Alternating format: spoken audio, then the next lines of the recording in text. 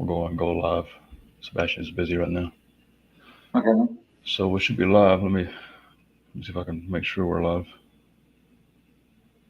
It says we're live.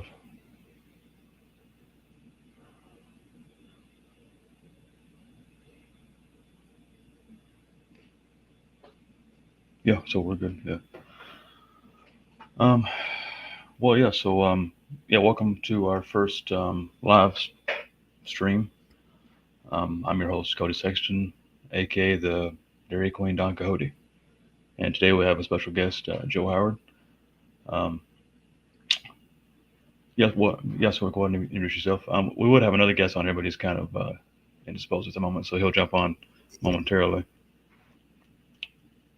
Yes. Well, Joe, welcome to the show. Welcome to the show, rather. Thank you. Yeah, it's good to be here, man. Yeah, I'm Joe Howard. Live in the UK, writer. And for my sins, a reverend as well.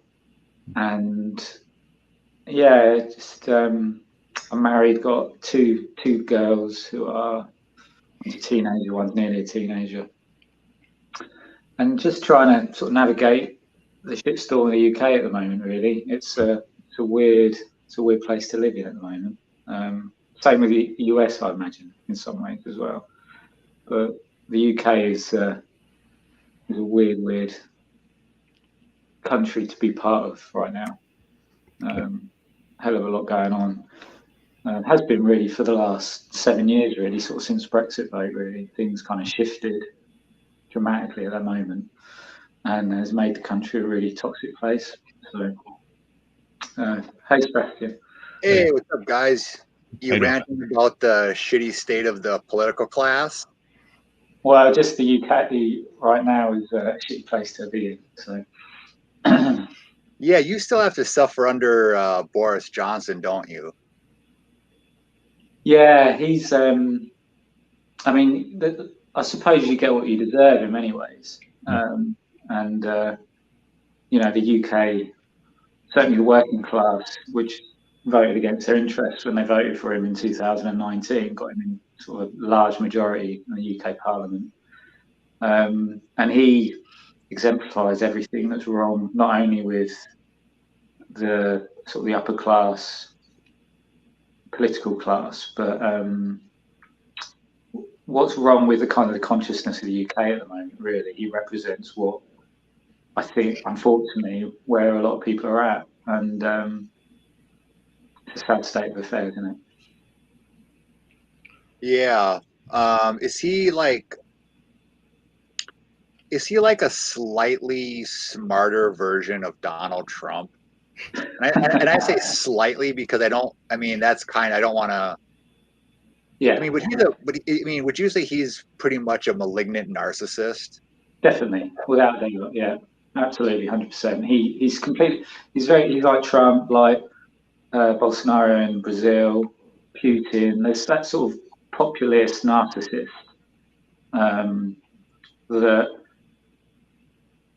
that kind of is able to, because of the way in which they operate, is able to create a kind of a protective ring around them with certain people who. So like he surrounds himself with sycophants, right? Yeah, like absolutely. Yeah, oh, everything you do is brilliant. Oh yeah, you're knocking it out of the park. You're awesome. Yeah, absolutely.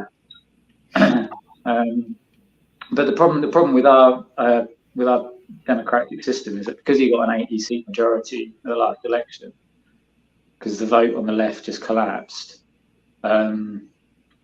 he can do whatever he wants. So we've got the House of Lords, which is meant to be kind of that buffer where if the Parliament, they're trying to push through stuff, the House of Lords, which is fucking so outdated, it's ridiculous. You've got like bishops that kind of make laws and get paid like £300 a day to sit in this. Bishops? Yeah, bishops. Yeah, Church of England bishops. So you've got like 29 Church of England bishops who are instilled in the House of Lords, and they then make decisions around laws in the UK. And so this obviously dates back to Henry VIII when he split away from Rome, and the Queen is the head of the state and the head of the church and all of that. So we've still got all that going on.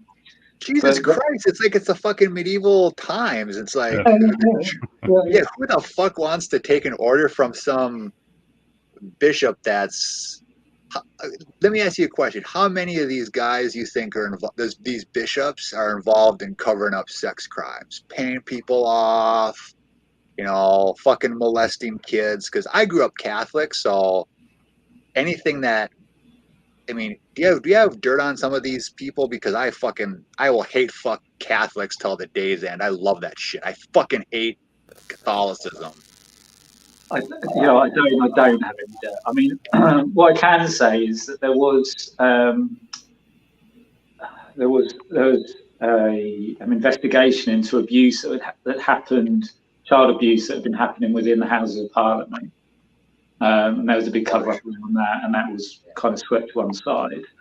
And in my mind, there is no doubt that if you've got people in power positions of power, like bishops, they would know what's going on. They would know. Of course they would. And not only happening within the House of Parliament, but within their own institution. I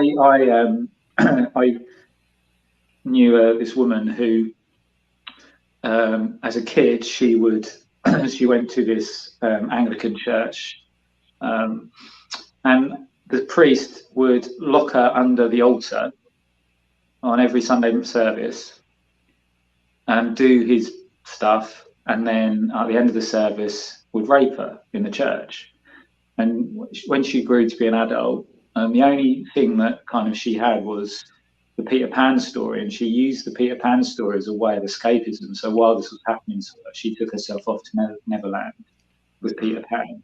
And as an adult, that story was really powerful for her. It was the only thing that kind of was able to give her any sense of self, was this story. It was a powerful, and so that shit, that shit's been going on for, how long has that been going on for? Who knows? That kind of abuse by people in power. But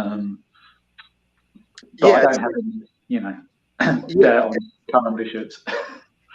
Yeah, it's kind of like Cody and I were talking with Sheldon Solomon, that you can, the way that society is structured, it's structured around ruthless competition. Yeah. So what you're setting up for is the only people who can make it to the top are going to be some degree of malignant narcissist at best and pure sociopath at sociopath or psychopath at worst. Mm-hmm. So it's no surprise that these people are utterly depraved, right? Because people like us, like none of us, I would say, try to pretend like we're saints, right? We've all fucked up, but here's the thing that none of us would do: fucking rape children under a fucking altar, how just think how weird that is. What is this, fucking Pulp Fiction? Fucking bring out the gimp? The way that rich people think is so fucking weird to me. And they have weird rituals,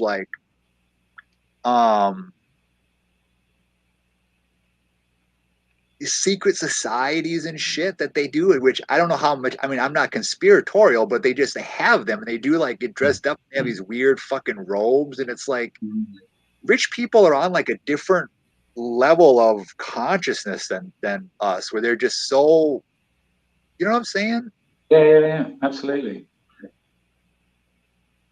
I mean, I know a guy who multi-millionaire, and the amount of people he fucked over to get his money, I mean, he literally bankrupted people. People lost their homes as a direct result of decisions that he made and deals that he done in order to get the money. And then he framed someone to go to prison on behalf of him. This guy was chased across a field by police, across the beach by police. My wife saw this happening, but then framed someone else to go to jail for it. And you've got to think to yourself, what level of narcissism and kind of psychopathic behaviour have you got to have where you are willing to literally destroy people's lives for money? It makes no sense to me whatsoever. But we've got this is who we've got as a prime minister as well, in our country. this is the same personality behaviour, where for the last 2 years you've got people in power who've literally fucked over an entire country to make themselves richer, and they literally couldn't care less. You know, they couldn't care less. And then what's worse isn't the fact that they do that, but that there's zero consequences for it. You Absolutely. know, I mean, it's just like in America. It's just like in America with like the 2008 financial crime, right? They call it a financial crisis. That's horseshit. It's a crime, right? It was pure fraud, right? I mean, most people except Matt Taibbi kind of covered it as a economic failure. No, it was it was selling homes to people that they knew could not afford it. Like if you had a pulse, they would sell it to you, and then they would chop it up into securities, get AAA ratings for it, sell them off. It would go into people's 401ks. Nothing happened to them. Millions lost their home, their retirement, you know. And I don't know how it works in the UK, but if you do that kind of stuff and you're rich, not only do you not get punished, but you get rewarded. So one of the first things Obama did when he got in office was he bailed them out. So you get rewarded for bad behavior. Yeah, absolutely. You know, but then again,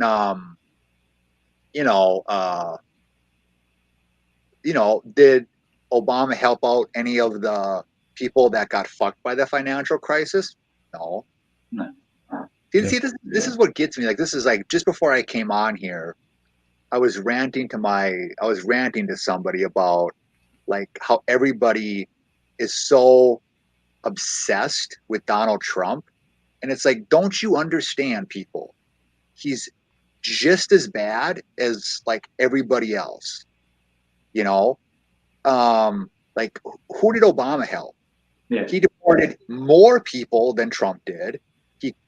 He cracked down on low-level drug offenders, right? Which is especially heinous considering that he boasted about smoking dope in college and snorting cocaine.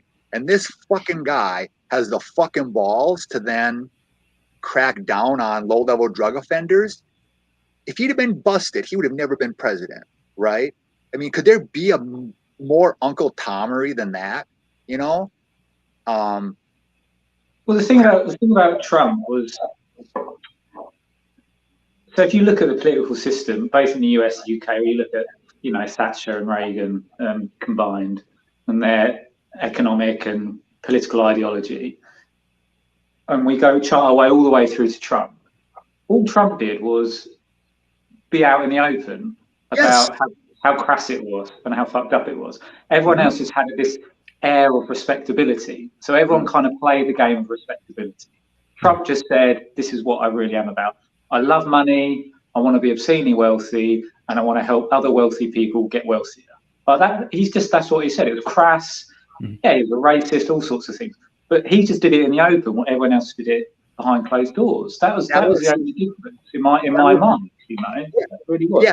We actually talked about that with a little bit. That was his biggest crime. His biggest crime was the fact that he was brazenly out in the open about, like, he even was so crass in the sense of like he's like, yeah, America does war crimes. Yeah, of course we do. You know, effective. Like, so what? That's what we do. So like, if anything, I almost respect him more, which is a low bar. He just how open it was, and like his crime was he like ripped off the pleasant, you know, veneer. But like, here's the uncomfortable thing that most people don't want to confront is the fact of he was crass, he was in your face, and I will readily admit he was a piece of shit. But here's what he didn't do. He didn't get us into any wars. Yeah. I mean, Obama did. I mean, Syria.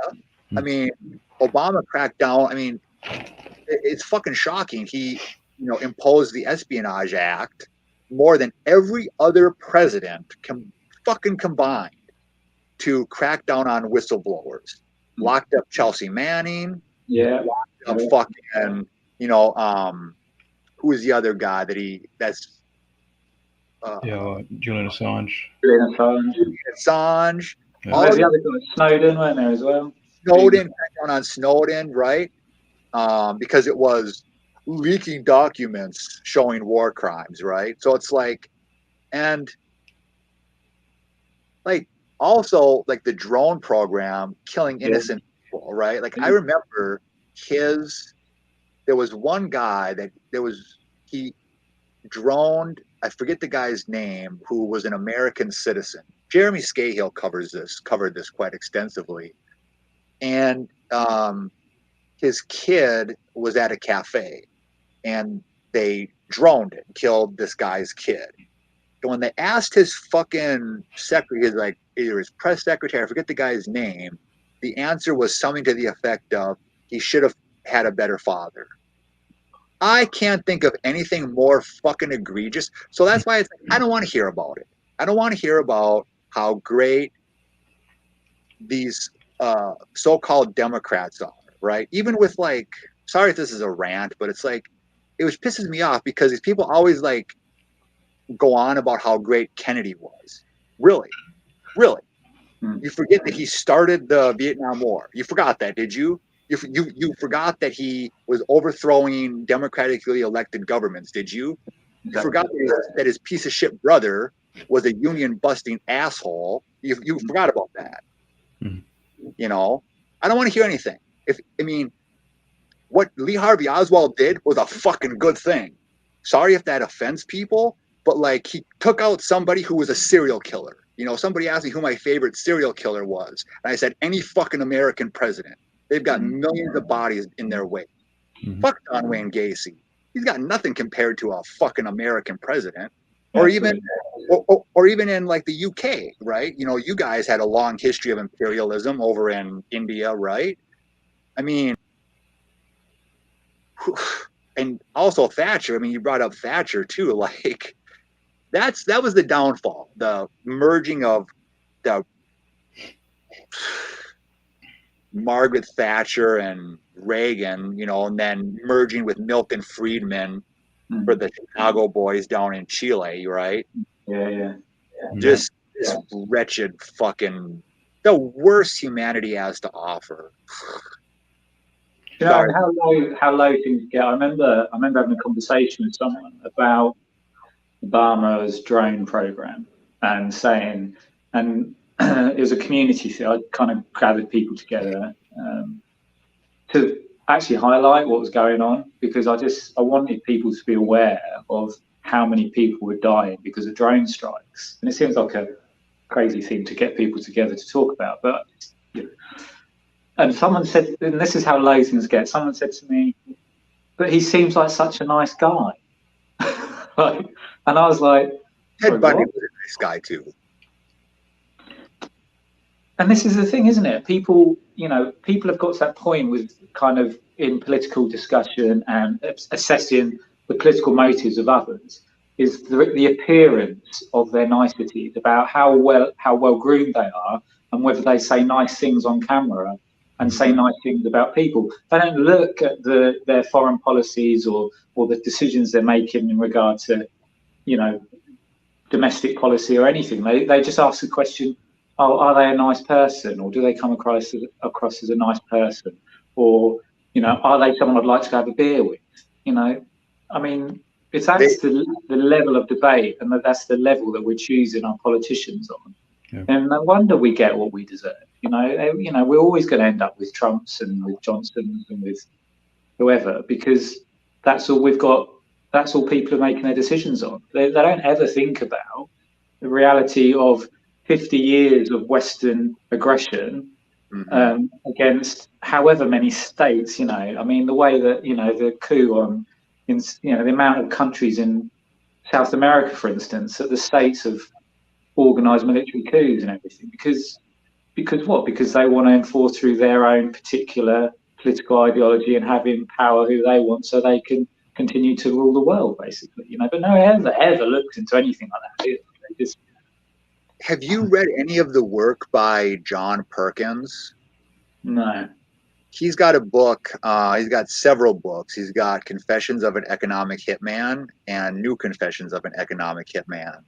And he's wonderful. Like he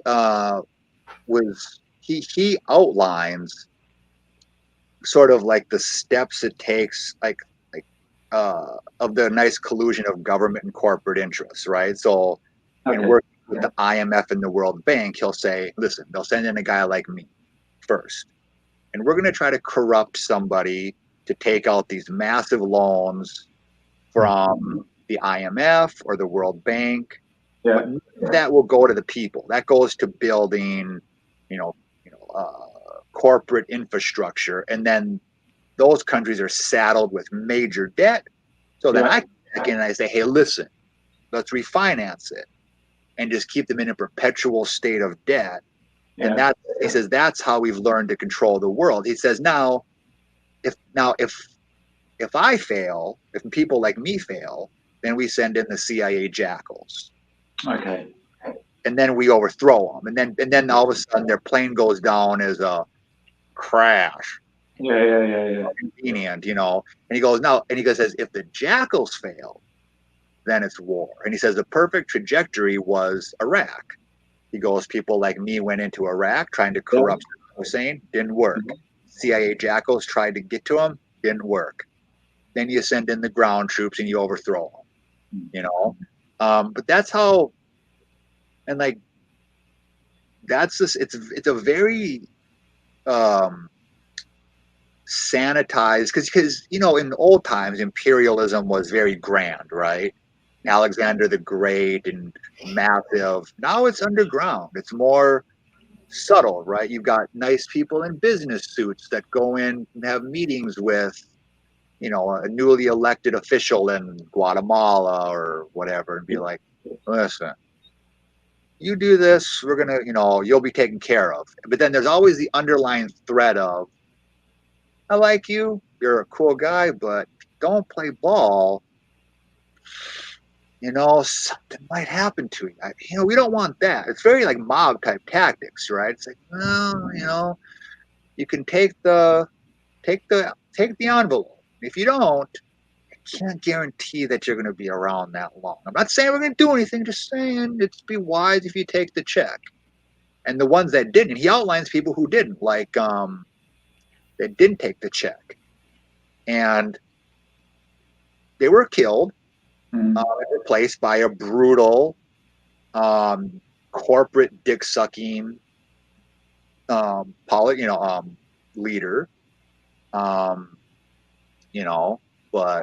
it's just amazing to me. Like, but you are right, though. I mean, you hit the nail on the head, Joe. When it comes to, we like our political figure. We ask all the wrong questions, right? Or if not all the wrong questions, I don't know how it is in the UK, but we ask when we do actually drill down to something that resembles something substantive, it's all cultural worthless issues. It's like, oh, what about abortion? Is he for abortion or not? Who the fuck? What matters is he going to fuck you in the ass? That's what matters. That's what you have to ask. Like, are you going to be able to pay your fucking rent? But it's all like, immigration, there's too many illegal immigrants here. That's when you know something's up. Right? I mean, I think was it Eric Fromm, or was it somebody who said that whenever they're trying to ram through punitive, harsh legislation that the people don't like, you distract them with moral issues and so whatever. So then you talk about, oh, the gays are getting married, and let's all worry about who's using the right bathroom. It's like, who the fuck? Who gives a fuck? I mean, take a look at right now, like the UK government is just pushing through that any asylum seekers coming into the UK are going to be flown and deported over to Rwanda, 5,000 miles away. So they're building camps in Rwanda. So anyone crossing by, crossing the channel or wherever, coming in that way, will be put on a plane, flown over to Rwanda and processed there, and live in camps over there until their processing is done. Now you've got to ask yourself, what the hell is going on there? One, why Rwanda? Why 5,000 miles away? it's Nazification camps at the end of the day. That's kind of what they feel. Oh, what are we finding out? Oh, so and so's brother, who's a government minister, has land in Rwanda that he's just been given a load of money for, and another minister's got other ties to Rwanda. And what was the size of the check given to the Rwandan government from the UK in terms of making this happen? And what else is going? And then what around the corner? What else are we going to hear about legislation that's going to be passed while this distraction is going on? But you also got to ask yourself, what kind of sick society do we live in where that's even something that's feasible? And then you've actually got people in the general population going, yeah, that's a good idea. We should send people over to Rwanda, 5,000 miles away. In camps that when Australia did it, there was brutal rape and abuse and all kinds of problems. It flabbergasts me, it really does. Well, Cody and I were talking, and Cody, you can chime in because we're both, I mean, like, it's got to be like people accept it because I think if I had to speculate why people put up with this kind of stuff is they're very comfortable, right? They've got, and I mean, I'm not going to say I'm any different. I mean, I'm to a certain degree relatively comfortable, but you get to a point where you're so comfortable, you kind of just accept things. But I mean, you look back in some of the olden, like the olden days, like some of the Russian monarchs, right?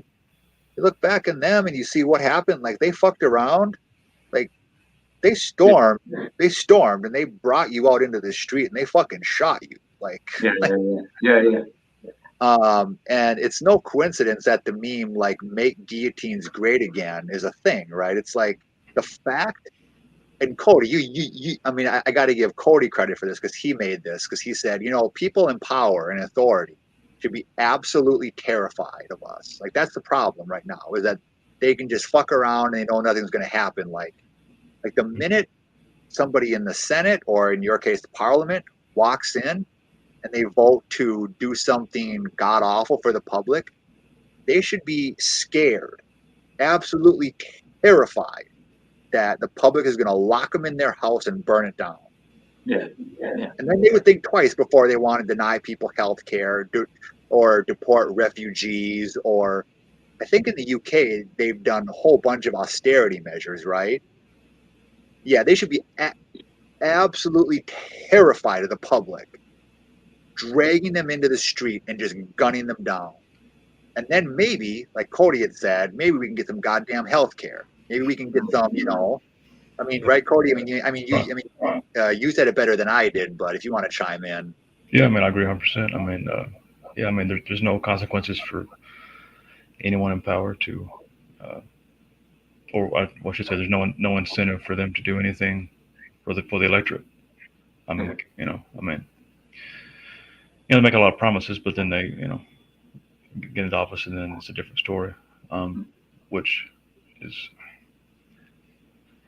at this point, I think that had Trump been reelected, I think we probably, and it's going to sound crazy, but I think we probably be a little better shape than we are now. Right. Because Trump doesn't have any political ideology. He just does what's popular. And and what's popular would have been rent relief, another stimulus check, things people need. He would have been, I mean, he's the one that did it in the first place.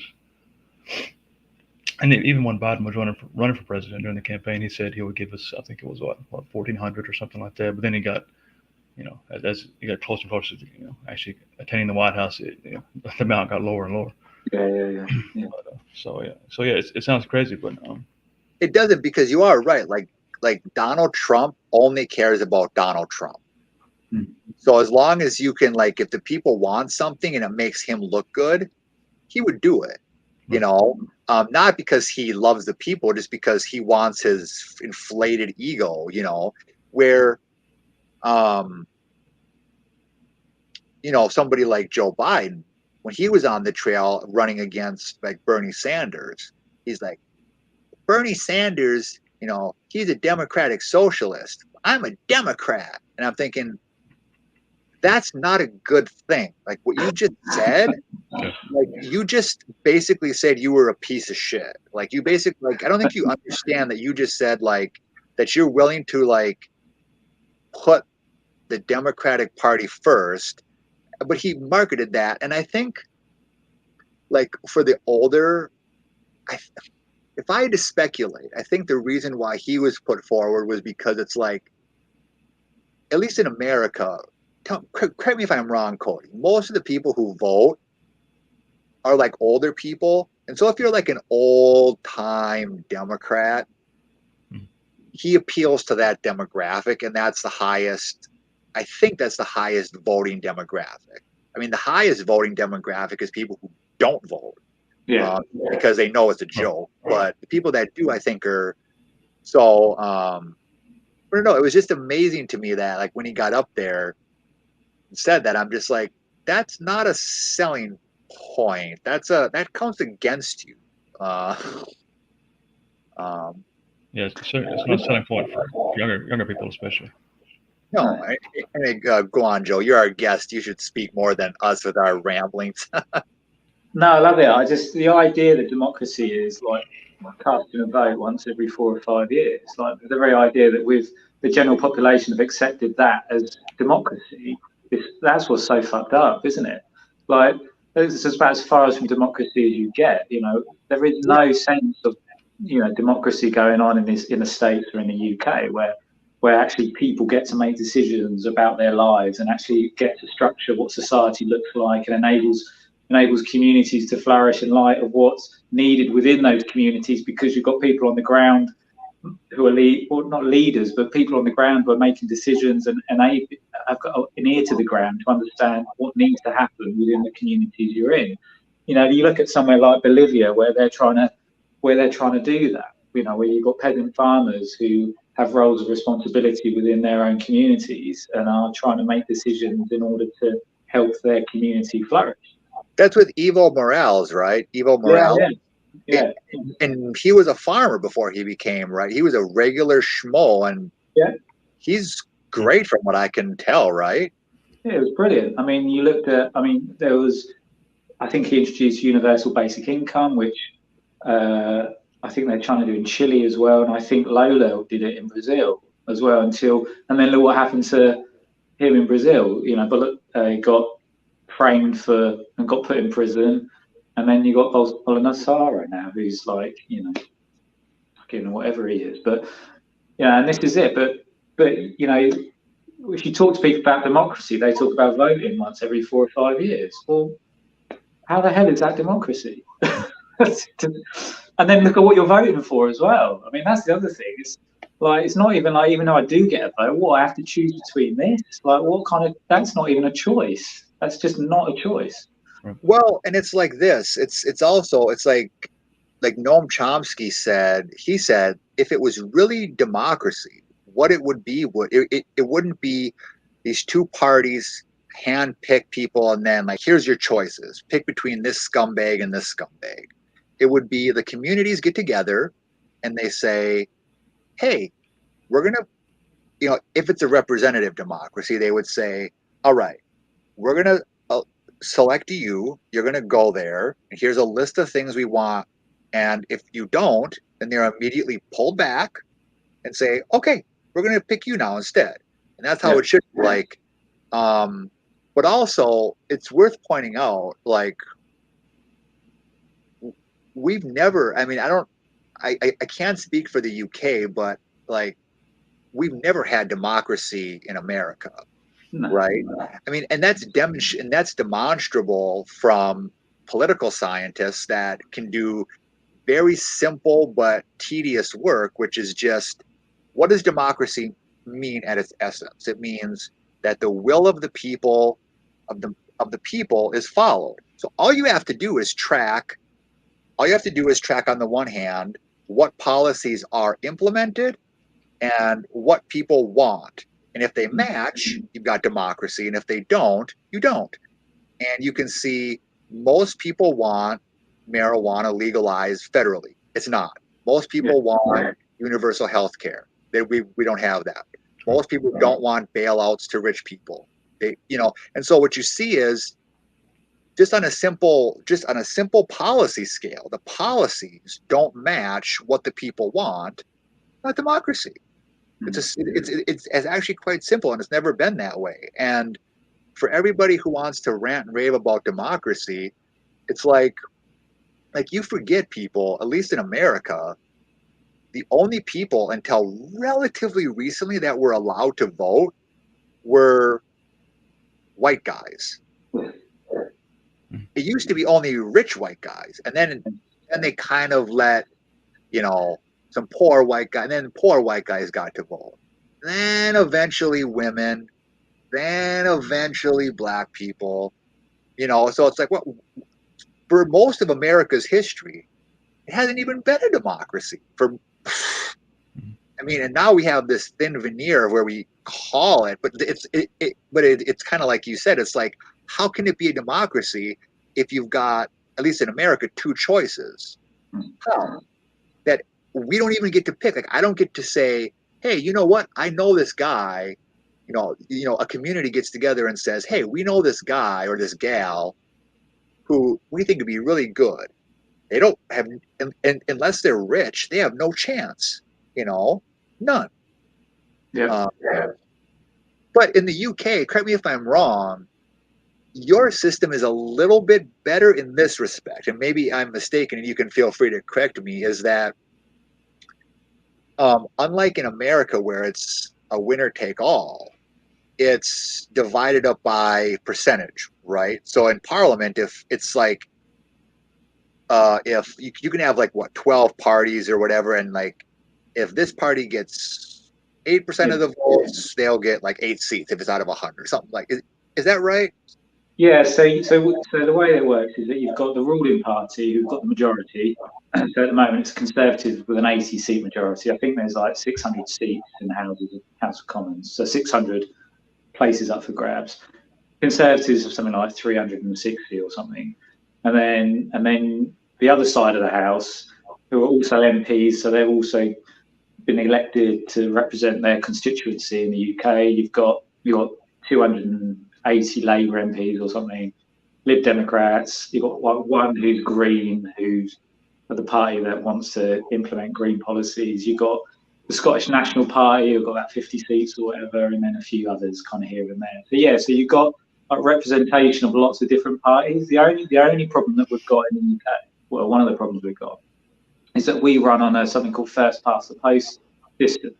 So what that means is that in every constituency, when you come to a general election, whoever's the sitting MP starts with their majority. So if they've got say you've got a town where 100,000 people can vote, and the sitting MP had a 25,000 majority, they start with that 25,000 majority, and then when you get to the next election, whoever's trying to beat them has to eradicate that 25,000 majority first, and then overtake them. So if you've got a big majority, which you see that a lot in the UK and some seats in the UK, that's a safe seat. You're never going to lose that seat because it's very unlikely someone's going to come in and get enough support to overtake your majority and then beat you in terms of the amount of votes cast. I think it would be better if everyone had a blank slate at the beginning. So if you went to every general election where you got a blank slate, or had proportional representation where actually your votes, because the way that the constitutions are divided up are heavily in favour of the ruling party. So the Conservative Party, they've got the way that the boundary lines are drawn means that they've already got an advantage in terms of how many seats they can win and the majorities they've got. But if you have something like proportional representation, it means that you're more likely to get a much wider kind of electoral process where there's a greater variety of MPs that get elected. And then you're more likely to get a coalition government where you've got perhaps maybe a more a kind of progressive government, for instance, made up of maybe Labour and Green and others. That could work. But so I suppose in some ways it's better than what you've got, but it doesn't. It comes with, because right now we've got, like I say, we've got a Conservative Party with an 80-seat majority who can do whatever the fuck they want. Literally, they can do whatever they want, and there is no accountability. There's no way of stopping them. So we want to fly asylum seekers off to Rwanda. We can do it. We want to outlaw, which is what they're doing. The latest police crime policing bill means that they're going to outlaw protesting. I mean, They're outlawing protesting in the UK. That's insane. But that's happening. So you can, even if they suspect that you might protest, you can get arrested now. I mean, that's Thought crime. Yep. They just think you might, maybe, possibly, someday think about protesting. They can just arrest you. Yep. Yeah, it's not that here too. A few states. Is it? Yeah. Is it? Really? Is it? Cody, they can arrest you for thought crime over here? I don't know if it's thought crime, but yeah, they're trying to get away or do away with right to assembly. Yeah. But they can't arrest you for just if they just suspect, right? I've never heard of that. No, I don't think it's went that far yet. No. So I was going to ask you a question, Joe, because I heard that you don't have the same, and you're kind of hinting at this, that there's not a lot of free speech protections over in the UK. So I've heard stories, and you can either confirm or deny it, of people, let's say, posting on social media being critical of something, and then them walking down the street and having an not MP, whatever your police are called, stopping them and saying, like, questioning them, and then the person being like, am I under arrest? And they'll go, no, we're just checking to make sure your thinking is right. Yeah, that happens here. There's loads and loads of stuff that happening where people the police knock on their door and they say, you know, someone told us about the post you put on Facebook about, I remember one was about, at the time, Theresa May was the Prime Minister, and someone had basically put something about Theresa May and that she needed to see through her promises on Brexit or something. Yeah. And the police knocked on this guy's door. He videoed it, and they said, you know, they said, oh, we want to talk to you about what you posted on social media. And he said, what's it got to do with you, what I posted on social media? It's got nothing to do with you. Yeah. Well, people could construe what you're saying as being potentially violent, they said. And he said, what are you talking about? This is free speech. I'm allowed to say what I want on social media. Yeah. And so these things, they are definitely happening. I mean, the police, the way the police operate, I mean, I think it's sometimes similar in the US, in that the police in the UK, they can just stop you and if you question them, you can get in all sorts of shit, because, I mean, you know, we haven't got the same problem, obviously, like in terms of the police don't carry guns in the UK, which is, in my opinion, a relief. That'd be a nice change over here. You know, they will stop you for, you know, they can stop you for anything in the UK, and you know, for no reason whatsoever. You know, so it goes from being protect and serve, to use a US phrase, to something vastly different, which is about policing behaviours, thoughts. So, I mean, that's you know, it's very Orwellian, isn't it? You know, it's very Orwellian. Very. Mm-hmm. See, but you know what, though? I think that is accurate, protect and serve. It's just how you interpret it. Yeah, absolutely. Serve rich people's property. That's what it's protecting and serving rich people's property. Yeah, absolutely. Serve a ruling class, right? Yeah, I mean, cool. over here, like if somebody commits welfare fraud, they're going to come and haul you away. But you know, if you crash the U.S. economy, I mean, how often do you see somebody? Here would be a nice change, a really nice change. Be a nice change to see the police go into Wall Street and grab some of these corporate criminals. Can't all of them? They're all criminals. Everybody on Wall Street is just one big fucking criminal, one big criminal organization. It'd be nice to see one of those bloated hedge fund assholes thrown up against a car and taken away. Can't have that. Got to go into black neighborhoods for a guy slinging a dime bag, and got to take him out because, you know, he's more. Yeah. Well, you know, like in the UK, I mean, this is how things are being here as well. So the Chancellor of the Exchequer, the guy who's in charge of the budget, the UK budget, right? In 2007, he made 250 million out of hedge funds, which then crashed the banking economy. So 2008, the business that he was involved in, where he made about 250 million, went bust. He bowed out with a hell of a lot of money. He's now he kept his money. That's important. Exactly. He kept his money. Yep. So he's the richest MP that we've got. He's Chancellor of the Exchequer, so he makes decisions. I think 2 years ago, a report came out that 110,000 disabled people had died as a direct result of austerity measures by the UK government.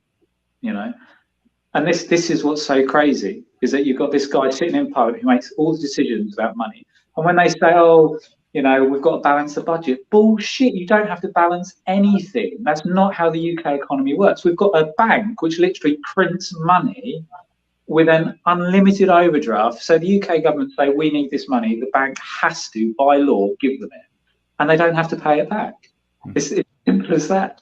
But they say, oh, we haven't got enough money to pay for disabled people to eat or keep their home, but we've got enough money for the Chancellor of the Exchequer to own like £5 million properties in London or whatever.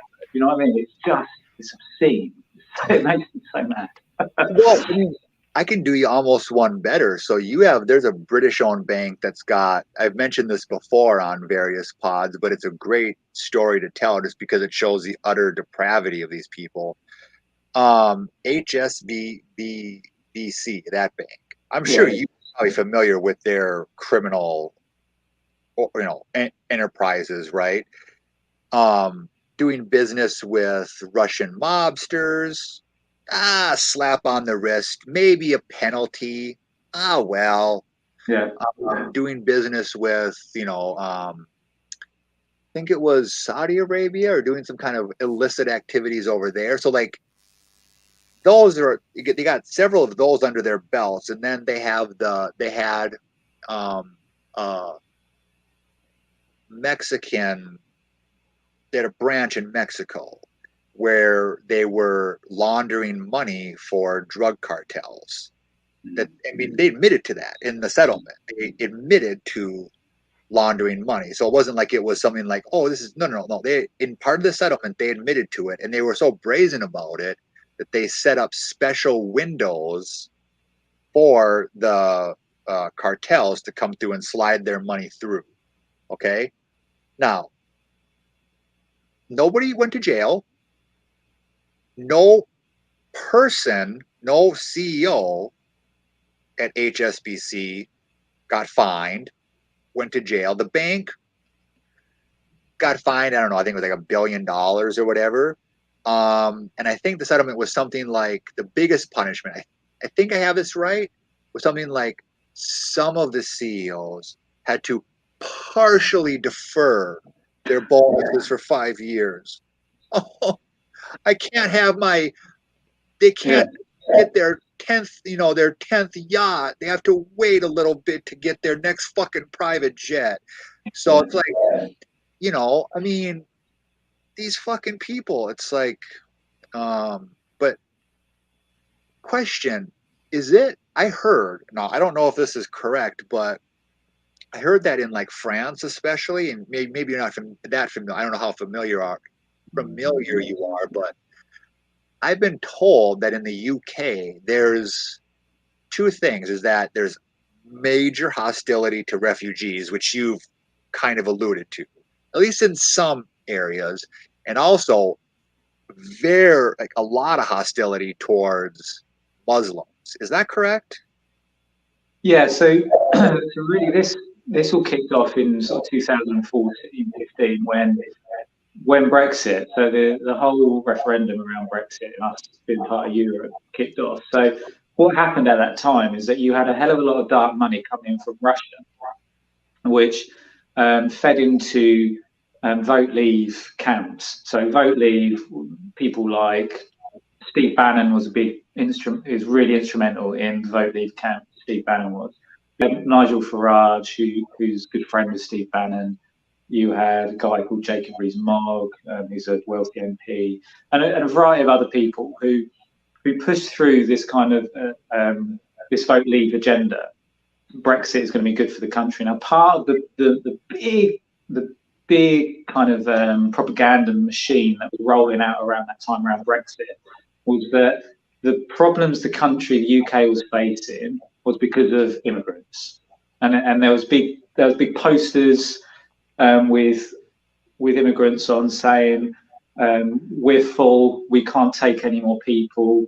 And at that same time as well, you then had Theresa May, who was the Home Secretary, who then became Prime Minister, and she implemented something called the hostile environment.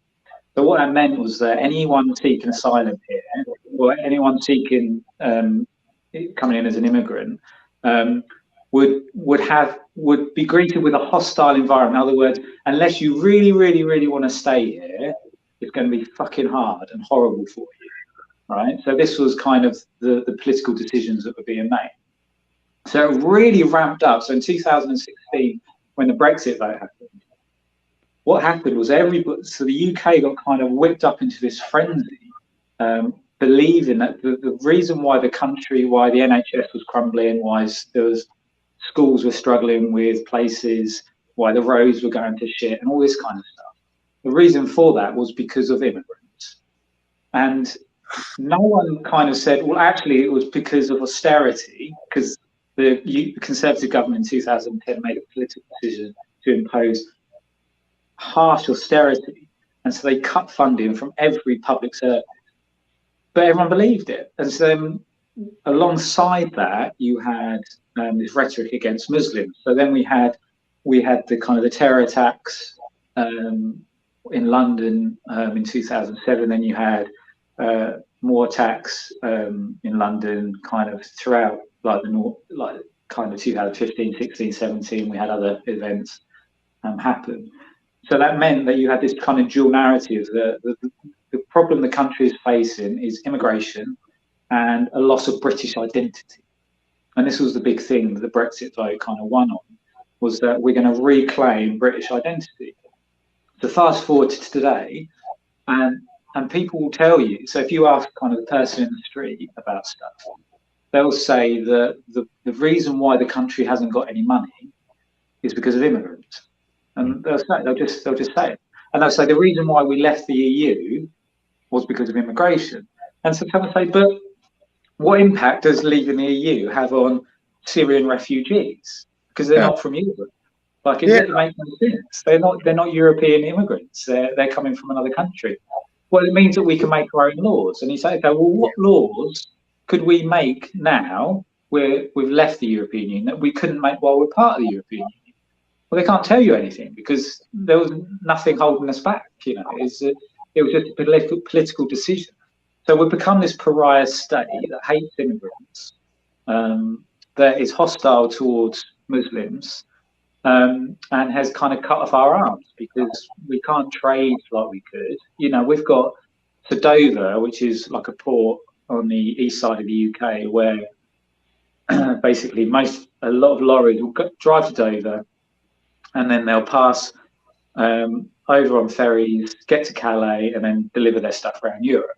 Well, before we left the EU, before Brexit happened, you know, the lorries would just drive through because we're part of the European Union. We had a trade deal with the European Union. We could trade with whoever we wanted in Europe. And as a result of that, we could also trade with anyone around the world because we're part of the European Union trade agreement.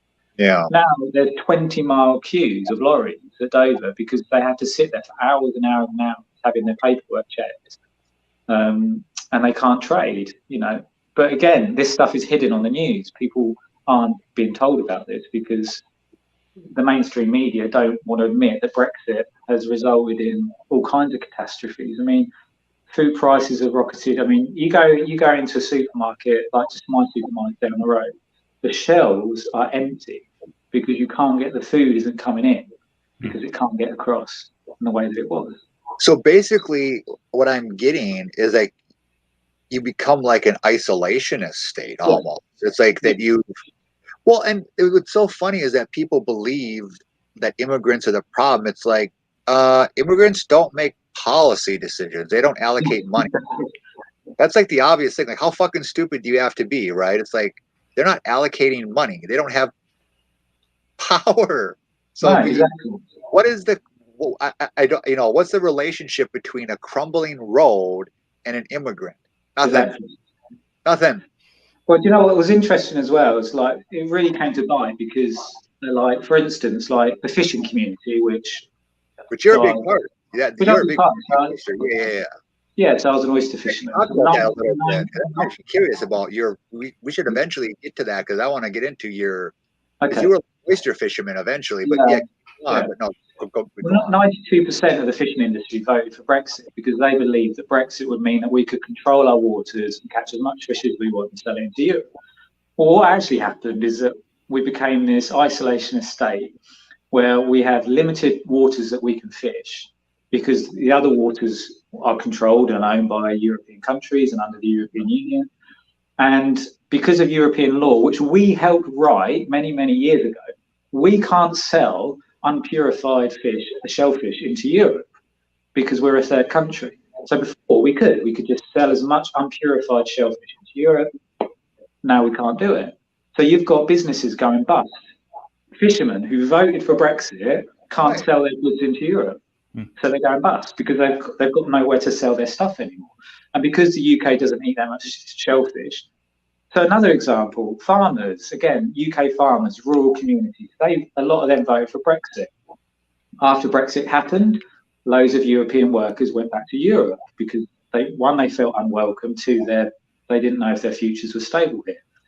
So now farmers haven't got butchers in the abattoirs to butcher the meat. So farmers, like I think about a month ago, one farm had to burn 100,000 pigs because they couldn't have them butchered. There was no one to butcher them because there's no butchers, because most of our butchers come from Poland and Romania. Well, they've all gone back. So we had no one to butcher our meat. So these farmers who voted for Brexit, well, they got what they voted for, 100,000 pigs just incinerated, gone, without being sold. Yeah, that's like similar to in the US, like the absolutely anemic response to the pandemic under Donald Trump, who did like fucking nothing. Like the people that suffered and died the most were the people who voted for him. Absolutely. You know, people who voted for Donald Trump were the people were the same people where the highest rates of mortality. So it's just like, and in a way, you can't really, how do I say this? Like, you can't really I don't blame the people, right? Because if you're a farmer or you're a fisherman, and this isn't to talk down to them, it's like, they're not intellectuals. Like, they're too busy. And that's the thing. Like, I don't blame working people for making poor, how do I say, like political choices. Because it's like, if you're out there, I'm not a fisherman, obviously, but I'm assuming it's very hard labor. Yeah. 12 hours a day or more. You don't have time. What do you have time to do? Sit around and be like, you know what? Let's calculate who's the best. Let's read some policy. You don't have time for that. I mean, I actually don't blame them. It's like, if they were tricked, it's like, yeah, but they don't have the luxury, like, let's say me or you or Cody, to sit around. They're too busy actually doing positive things like providing goods and services. And you would think it would be, you would think that the political establishment would, at a bare minimum, want to protect that, if nothing else. I mean, it's like I told Sheldon Solomon in the last episode. It's like, these decisions, like, they hurt even the political class in a way, because it's like, it's like a death cult. It's like modern societies are like a death cult. It's like everything we do is just devoted to slamming the gas as far down, go off the cliff as possible, like continue, environmental degradation, continue to decimate people who, food, supply chains, just decimate those. Who gives a shit? Because, next quarter we're going to be making $1 million. And, once everybody is dead, it's like amazing to me. It's like, what are you going to be left with? You're going to be left with a bunch of money and no food. What are you going to do? Eat those dollar bills? They're going to do anything, you know. And I think a hypothesis, this is just a hypothesis, is that there's like a residual hangover from, I think I think I checked like 10 years ago, and like the second best selling book still was Atlas Shrugged, right? Really? I think so. I had to check again. But at least for a while, it was like the Bible was number one, and then right below the Bible was Atlas Shrugged. What a fucking combination! Like, but I mean, when you read Atlas Shrugged, you're shocked because you're like, this is fucking retarded. Like, you read like how like, oh, the rich people were treated poorly, so they created their own commune, and it's like, you're fucking stupid. Like, you understand that if you had like a rich person's paradise, hierarchies would form there too. You understand that, right, Ayn Rand? Like, who's going to grow your food? Who's going to get your supplies? You think it's just going to, like, a Deus Ex Machina is just going to come down and deliver it? No. You know, so I think that they're still under that illusion of just like, fuck everybody else. As long as we've got money, we can just pay to it's magical thinking, right? It's just like it's very religious, right? It's like people always, you know, I'll bang on about religious thinking, but I apply it to I apply it to secular religions, right? The religion, you know, of, you know, the efficient market hypothesis. I mean, that markets will always produce the most efficient result at the best price. It's like, there's no evidence for it, plenty of evidence against it, but yet, like, you talk to like a classical economist, they'll be like, yeah, that's religion. Magic. It's believing that, like, it's magical thinking, believing that markets will somehow, that like Adam Smith's invisible hand, which, let's be clear, he mentioned once in passing, but they forget about that. They like to bang on about something he mentioned once in passing, that the invisible hand will come out and jerk everybody off, and everything will be fine, right? But I mean, would you agree with that assessment, that like there's a lot of, you know, secular magical thinking among a lot of political decisions and economic decisions that just boils down to magic? It's just secular magic, you know? Of course, absolutely, 100%. I mean, you look at just the way in which our economies are built, certainly in the UK, but you look sort of more generally in the West, you know, it is all magical thinking. Like, I mean, the Chancellor of the Exchequer said himself the other day in an interview, like, the market will sort this. Like, because we were talking about the cost of the energy crisis. So my gas and my electricity bill, like everyone else in the UK, has gone up 54% in the last month. 54%. Fuel prices have gone up a similar amount in the last month as well. You know, we're looking at, I mean, £1.80 a litre, which I don't know what that is a gallon, but it's, you know, it's ridiculous. But so the chances, well, the market will sort it. I mean, that's pure, like you say, pure magical thinking. It's ridiculous. There's no way the market sorts it. You know, and any true capitalist would have let the banks fail in 2008.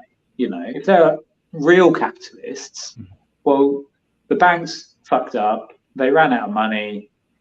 They don't exist anymore, and we start again. But that's not what happened, is it? Obviously, as we know. So it's all magical thinking based on the idea that we just keep the market going. If the market is going, and we just bow and we worship at the altar of the market, and eventually the blessings will rain down from heaven, and the gods of the market will deliver us our goods, and we can get on. But in the meantime, while that's happening, we probably have to sacrifice a few people, give them their blood to keep them happy. It's exactly, it's pure religion, isn't it? And it's exactly what happens all the time. You know, it's exactly the same as religious ideology, of the idea that if I just pray hard enough to God, you know, then I'll get what I want. Well, that's no different to market thinking, and it's ridiculous. It's just an absolute. I mean, what's funny too is it's like, deep down, capitalists aren't even capitalists, right? No. Like, it's like Noam Chomsky said, and I don't mean to keep bringing him up, but it's just, he just worded it. It's just like, a capitalist thinks this way: markets and brutal and sort of the brutality wedded out by capitalism is good for middle class and poor people, but the nanny state is good for rich people, right? So they don't even believe in that because when you said the banks didn't fail, why didn't they fail? The government helped them out. So they don't even believe it. They just think, oh, if the plebeians, and that's how they probably, I don't doubt that that's how they think, right? Because I've heard of enough people that they refer to, rich people in their cocktail parties, refer to people, work like trash, right? They're like, well, we'll be fine, but markets, those are good for other people, But when the chips are down, they don't want competition. See, that's what they have. The capitalist says, well, if you just compete, you'll produce the best goods. Then why are there monopolies? Why is there collusion? That's the monopoly is the goal for them. I mean, you've won capitalism if you can create a monopoly. Yeah, exactly. But yeah, it's magical thinking just to think that if you just tell people, well, the market will sort it out. No, it won't. It won't. Yeah, so you're exactly right. It's just like religious ideology, except it's secular, And in the same way as the way that religion works as well, which I noticed with Brexit, was the way in which the narrative was framed in such that, so for instance, like the fishermen or the farmers or the working class people in the UK, they were looking around and they were asking themselves, why have my living standards fallen so much? And this is going to bite again really hard now with this cost of living crisis, which I suspect is going to be worse than anything the UK has been in for the last 100 years, I think. But so people are looking around and saying, well, why have my living standards fallen? Why aren't I catching as much fish or selling as much fish? Or why is my income from farming not as much? Although I think farmers do all right still, to be honest. But people are looking around, and working class people are looking around, looking for a reason why they're standing. So they scapegoat. So they say, well, it must be their fault. Now, if you've got enough of a narrative coming in from the Leave vote, from government, that the fault is of those people over there, then we create a scapegoat in order. So we put all our fear and our anxiety and our violence upon the scapegoat, and we offer them up as the reason why our lives aren't the way that we want them to be. And we think to ourselves, if we just extinguish those people from our communities, if we just eradicate them out of our lives, then our lives will be better. Then we'll have the lives that we want. And that's how religion works, and that's how current things working right now. It's this idea that if we find the right scapegoat, our lives will be much improved. We say, why, like in religious thinking, why have my crops failed? Well, it must be that person's fault because they didn't offer the right sacrifice or the right prayer. So we kill them, we offer them as a sacrifice up to the gods, and then the next day it rains and we say that obviously our sacrifice was heard, and it's just bullshit. But it hasn't changed. It hasn't changed in however many hundreds of thousands of years we've been on this planet after we crawled out of the mud. We've just always been like that. Scapegoating also, I'm sure, you know this, scapegoating is the basis of anti-Semitism, right? Because it's the notion of, oh, the Jews killed Jesus. Listen, people. The Jews didn't have any fucking power in Rome. No. The Romans hated the Jews because they thought they couldn't wrap their head. I'm sure you know this, right? Like, they were polytheists. They thought that this was that Jews were weird. One God, not, The Jews had no fucking power. It was the Romans. The Jews did Jesus. But of course, that got passed down of, it was the Jews that killed Jesus. And then, of course, it's amazing to me to talk.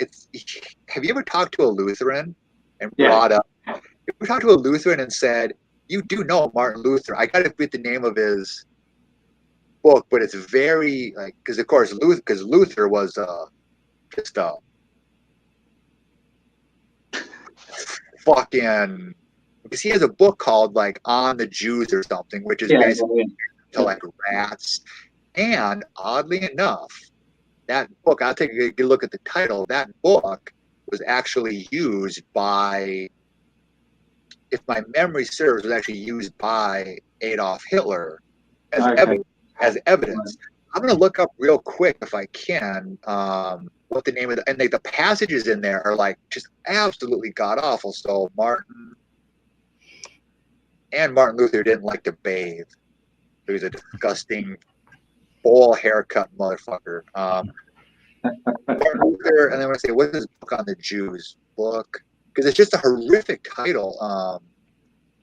Even the title just gives it away of how god awful it is. Oh yeah, on the Jews and their lies. Let's see. Oh yeah, and then this is from Wikipedia, so who knows? But it says the book may have had an impact on creating later anti-Semitic German thought. With the rise of the Nazi Party in Weimar Germany, the book became widely popular among supporters. During World War II, copies of the book were commonly seen at Nazi rallies, and according to Mark H. Ellis, may have had a significant impact on justifying the Holocaust. Since then, the book has been denounced by many Lutheran churches. Well, how good for them. I mean, with a book called On the Jews and Their Lies, I would kind of hope you would denounce that. The bullshit is, right, with, the German church, like during the 1930s, save for a few individuals, a guy called Bonhoeffer and a few others, the German church completely supported Hitler, completely. The evangelical pastors were told by the leader to swear an oath of allegiance to Hitler. You had, and the Vatican turned to the Jews, and the Vatican closed its doors to Jews. Yep. So go on. Yeah.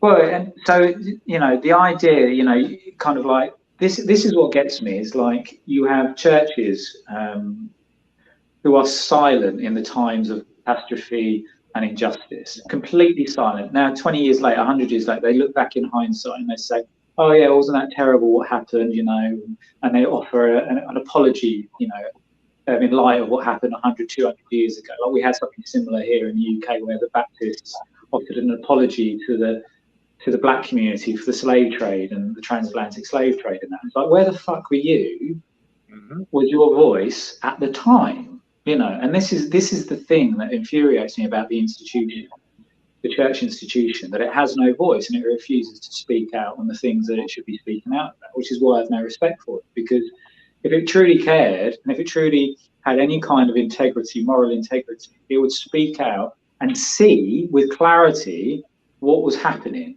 So, like I say, a guy called Bonhoeffer was one of the few people in Germany in the late, so kind of 1929, he wrote something about Hitler saying, this guy's bad news, like, we need to watch out. 1930, Hitler loses, he gets like 2% of the public vote, and everyone's saying, oh, that's the end of him, kind of thing. And then 4 years later, he's in power. Yeah. And Bonhoeffer consistently was saying, this guy's bad news, and writing about him, speaking about him, preaching against him. And yet he was one of the only people in German, he was a pastor. He was interestingly, he was a Lutheran pastor, one of the only people who said anything. And the church just said, roll over, state, Hitler, tickle my tummy, we'll do whatever you want, we'll do whatever you want. Same as you're getting with the Russian Orthodox bishop at the moment, with Putin at the moment.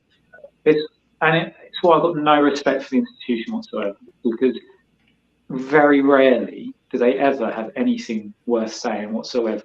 And very rarely do they ever speak out against the injustices that are happening all around them. And, you've got fucking, like I said, you've got bishops sitting in the House of Lords in the UK, 29 bishops. When do they ever say anything about the injustices happening in the UK? Never, because they've got lots of money coming in as a result of their position. And they're not going to screw up their income, are they?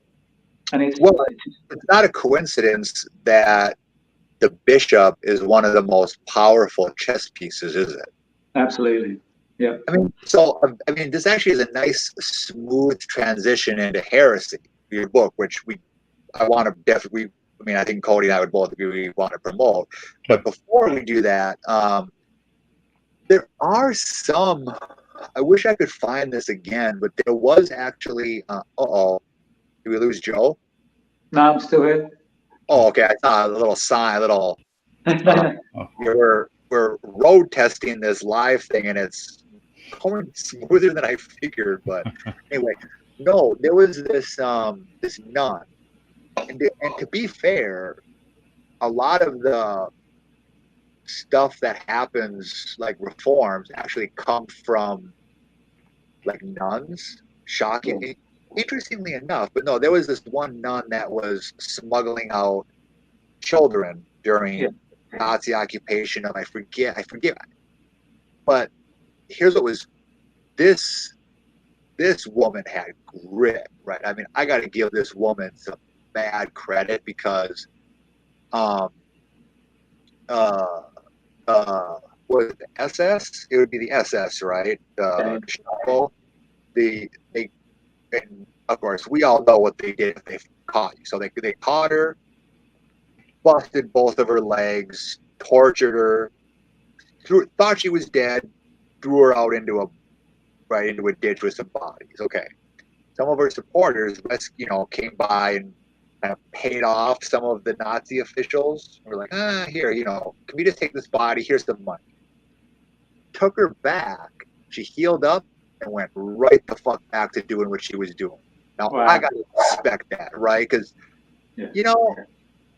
most people are cowards. And I don't know if I would have the balls to do that. I don't know how many people, but the people that do, I got to respect the fact that somebody captures you, breaks your legs, tortures you, and you're just like, well, fuck you. I'm going to go back and I'm going to continue to smuggle out children out of here. Like, you're not going to fucking break me. Like, I got to give that woman mad respect. There was another British guy, too, that I respect deeply. He recently died.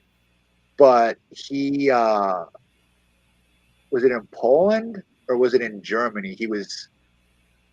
He saved, it was like over like 150 some, or maybe it was 200 children he had a truck and he would go across lines, across, Nazi checkpoints over and over and over again. Wow.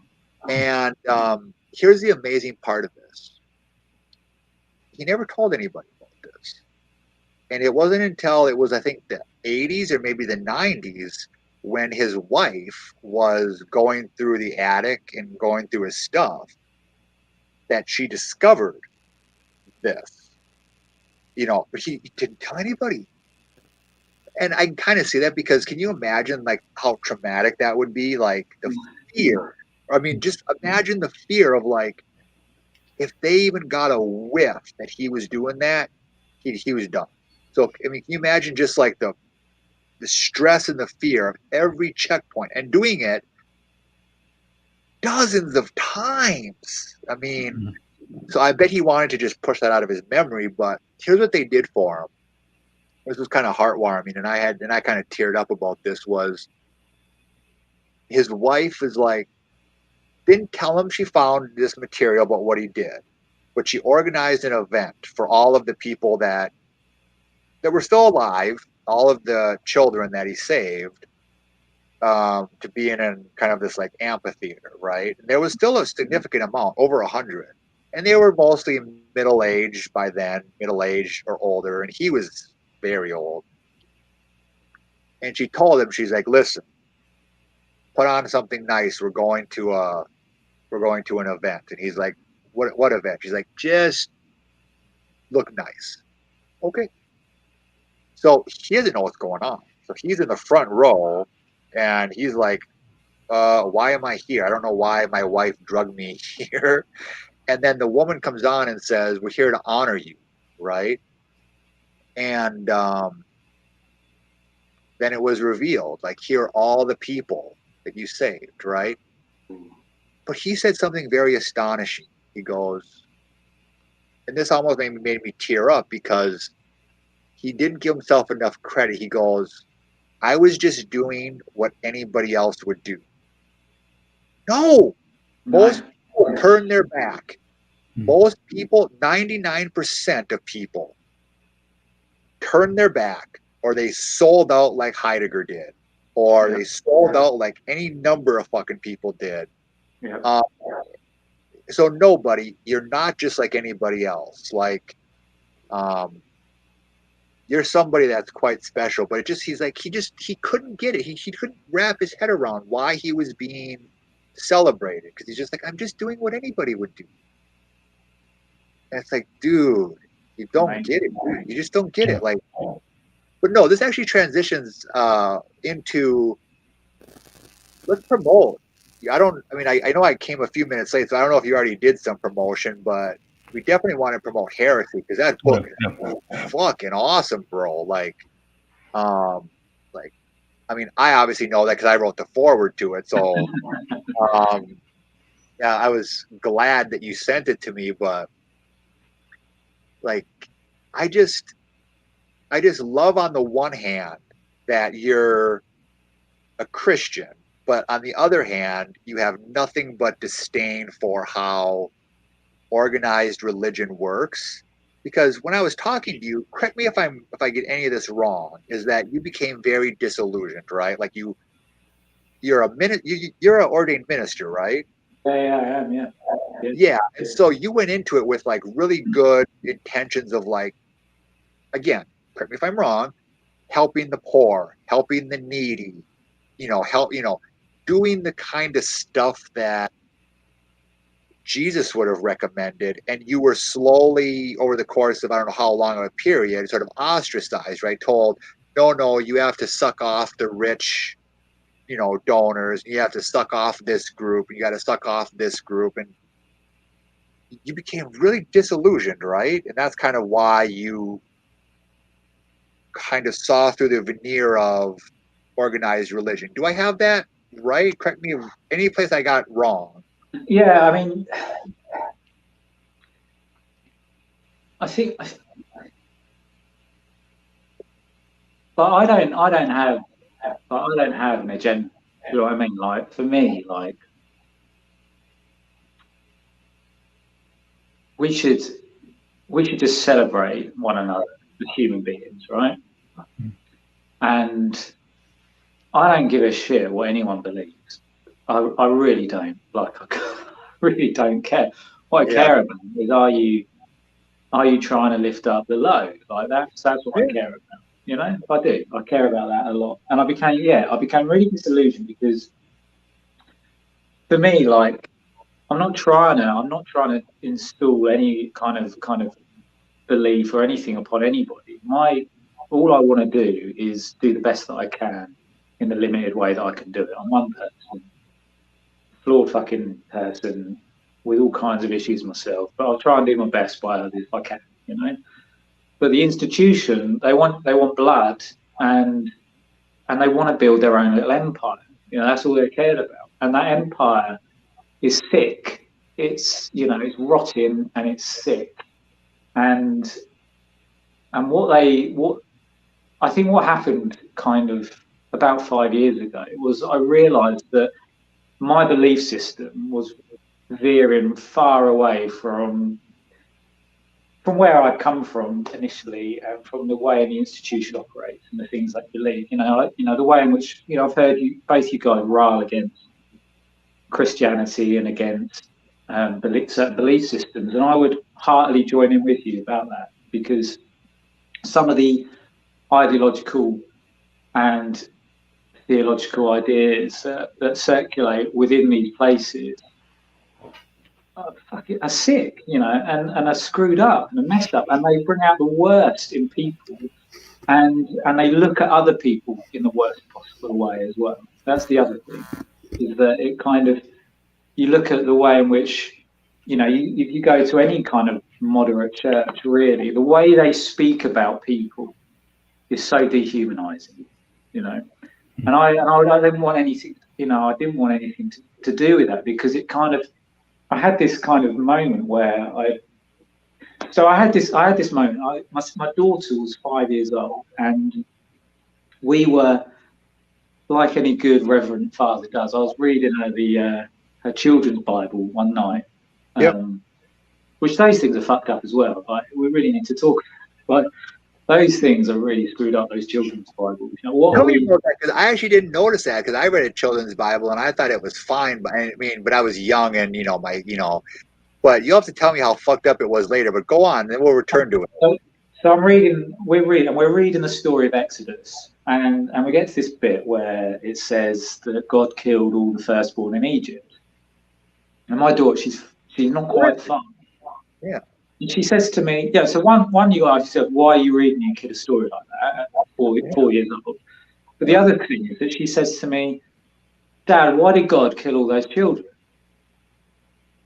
And It's a good question. yeah, it's a great question. And I said, I don't know, actually, Grace. I don't know. I'm gonna think about it. And she said, it doesn't sound like Jesus to me, Daddy, is what she said. Smart And, kid. Got a smart kid right there. Yeah, man. So I mean, she'd call herself an atheist now, and she still asks, and she still talks in those kinds of ways. She just got an insight. And I walked away from that conversation. I was up for hours because I was like, what do I do with that? Like, because I could feel, I knew for a while my belief systems were crumbling around me. Yeah. But that was the kind of moment where I realised that I needed to do something with it. So I started reading, I started reading all kinds of different things about scapegoat theory and mimetic theory and different anthropology studies and all sorts of things. And I realised that the belief system that the institution kind of wraps around you and demands that you adhere to was not only sick, but it caused massive abuse. And that's the thing. It meant that people were being abused daily as a result. I remember once my wife, she was really struggling with anxiety.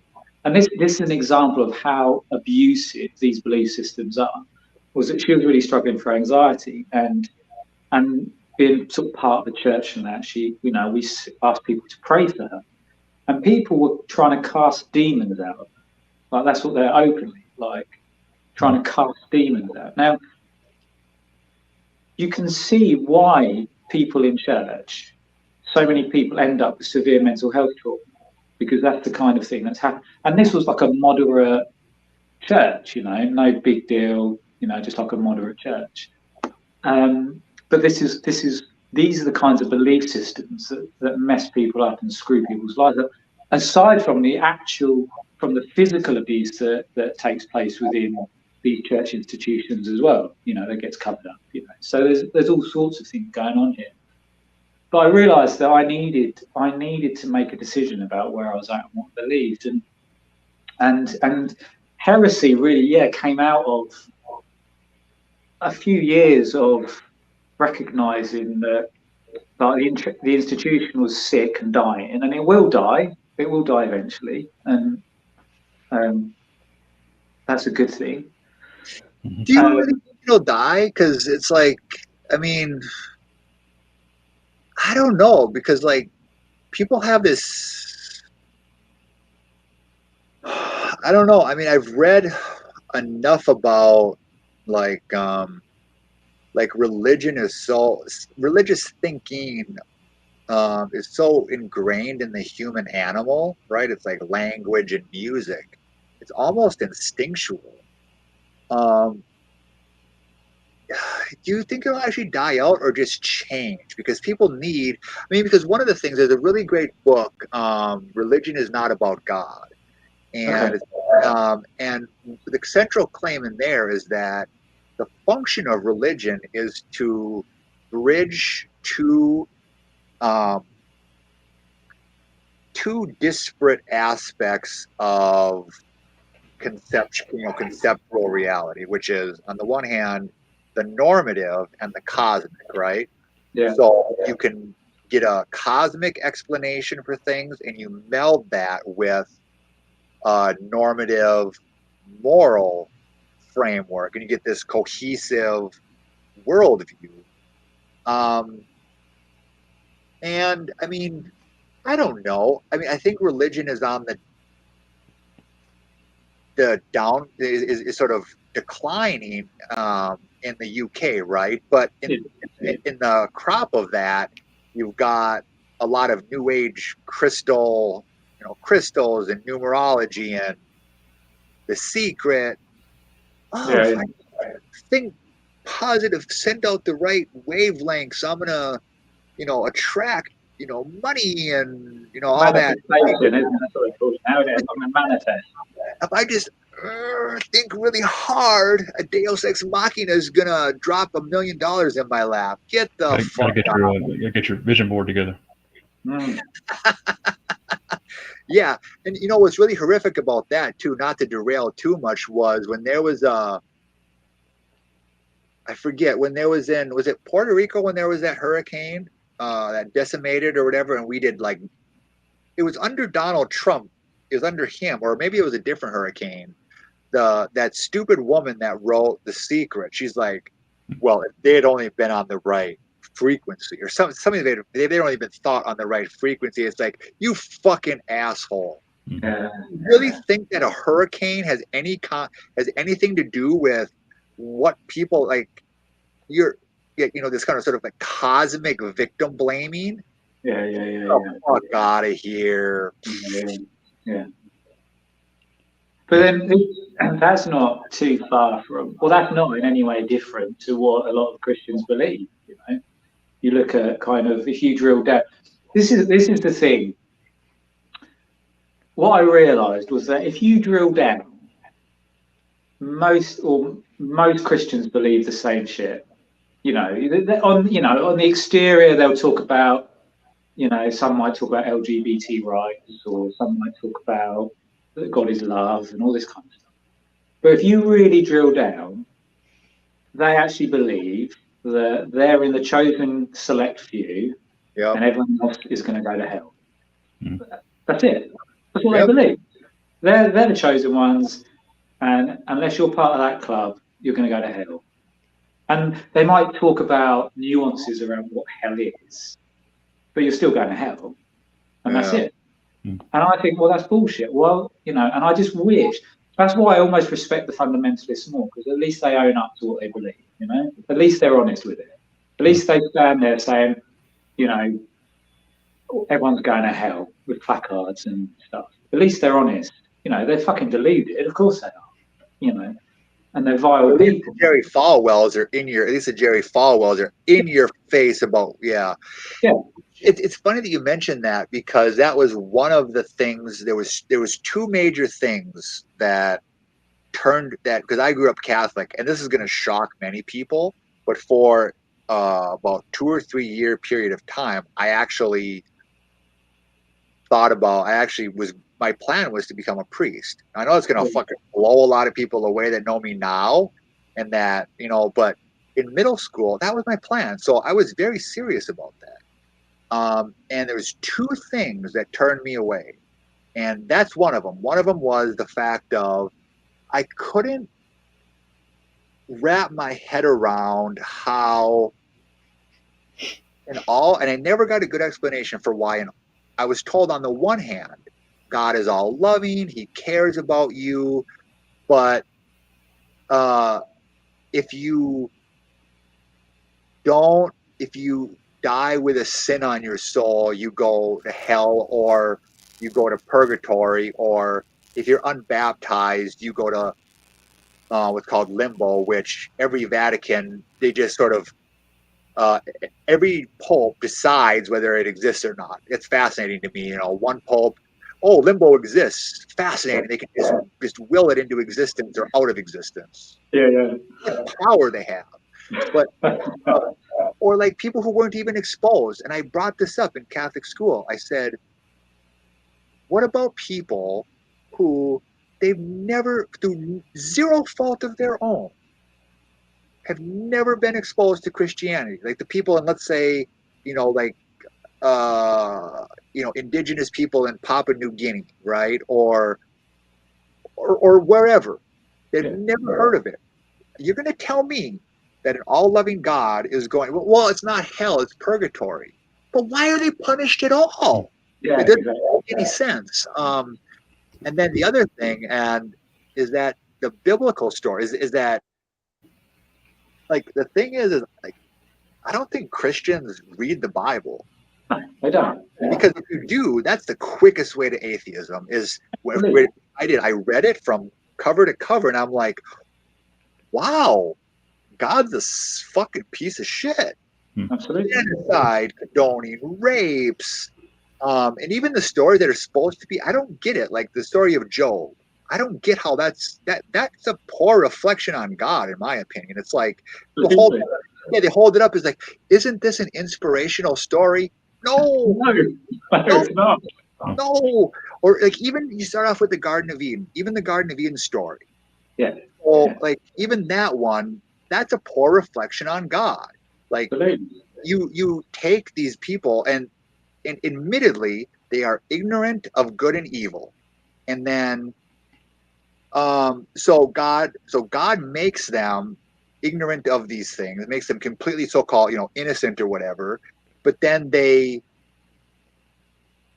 eat an apple, and then God exiles them, but yet he's structured them to not know any better. So then that would be like the same as like if I built a car and I fucked up the engine and then I like punish the car. It's like, no, it was me. I didn't build the car right. It's like, that's a reflection on God. Like, you didn't make Adam and Eve right. So like it was all of that led me to be like, the whole notion of hell, which is what you were saying about how, chosen and unchosen, that led me to atheism. But then just reading the Bible and being like Elijah, I think it was Elijah, where like some kids were making fun of his the bear. Yeah. God calls down bears. And I'm thinking, this is horrendous. Yeah. And that was it. That was too much. I'm just like, this is a load of shit. This is just a load of horse shit, So no, I just got to get my charger quickly because I'm gonna die. Hang on one sec. Oh, sure. That's fine. Actually, I have to take a whiz, so I'm just going to mute my camera. Let's see. I think Melissa's in the chat. Maybe we can get some questions. So if I just stop the camera okay, there we go. Yeah, that should be. Yeah, there you go. Then people don't have to, when I put my laptop down, people don't see the way I really live. I'll be back. Yeah.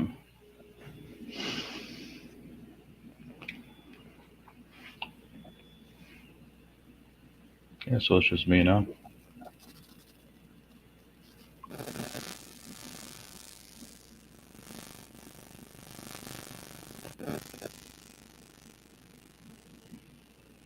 Just a short intermission here, apparently.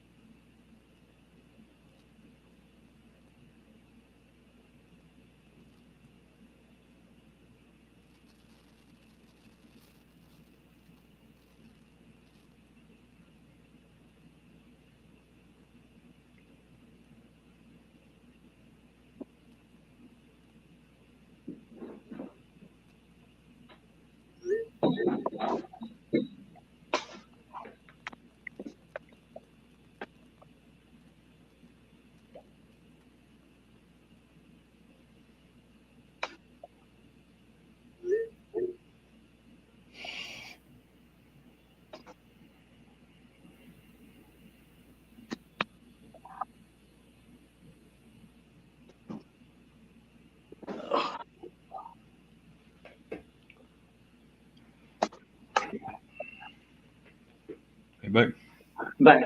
All right, cool. I'm gonna die.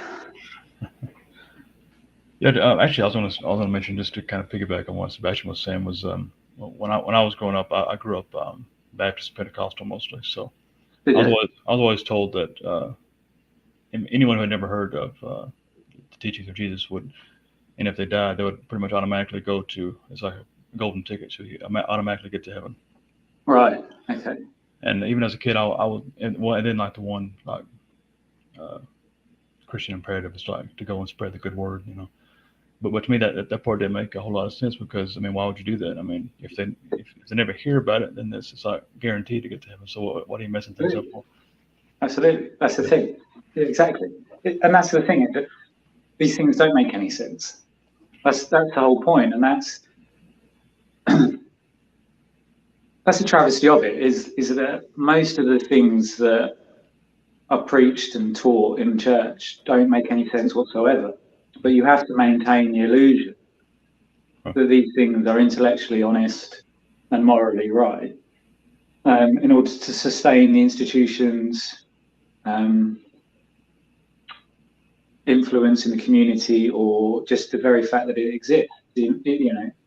We have to sustain the institution's existence by consistently talking about these fairy tales and these illusions that are intellectually vacuous. I mean, if anyone actually sits down and thinks about this stuff, they say, well, of course that's not true, and of course that doesn't make any sense. But you can't have that conversation if you actually go and approach. I mean, I don't know if people have ever tried it, but if you actually go and talk to a church leader and say, this doesn't make any sense, or can I ask you a question? Initially they might be kind of open to some kind of dialogue, but very, very quickly all it becomes is them telling you that you're wrong, and trying to convert you to their belief system. There's never any actual sense of someone listening to you and actually taking the time, especially in Baptist Pentecostal circles. I mean, maybe it's true in every church probably, but the idea that we're going to listen to your belief system, this never happens. I remember going to things where it was like ask anything. So you have this evening where you have kind of people sat on stools at the front of the church or hall or whatever, and people are invited, and it's like ask a Christian anything, and we can have an honest discussion. But it was never an honest discussion whatsoever. All it was an opportunity for people to try and convert other people to their belief system. That's all it was. And there's never any honesty there, never a sense of real honest debate around the ridiculousness of a lot of these belief systems. I mean, no one ever talks about the fact that, the discrepancies in the Bible, or the contradictions in the Bible, or, like you say, the psychopathic behavior of God in the Bible. Like I had someone try and justify genocide. When you talk about the episodes in the Bible where God wipes out whole cities or floods the whole world, and the very fact that that's fucking physically impossible for the whole world to flood for a start. They've proven that. Yeah, they've proven that there's just not enough water. But then they refer to like something like, oh, but it was the great deluge or some nonsense. Yeah.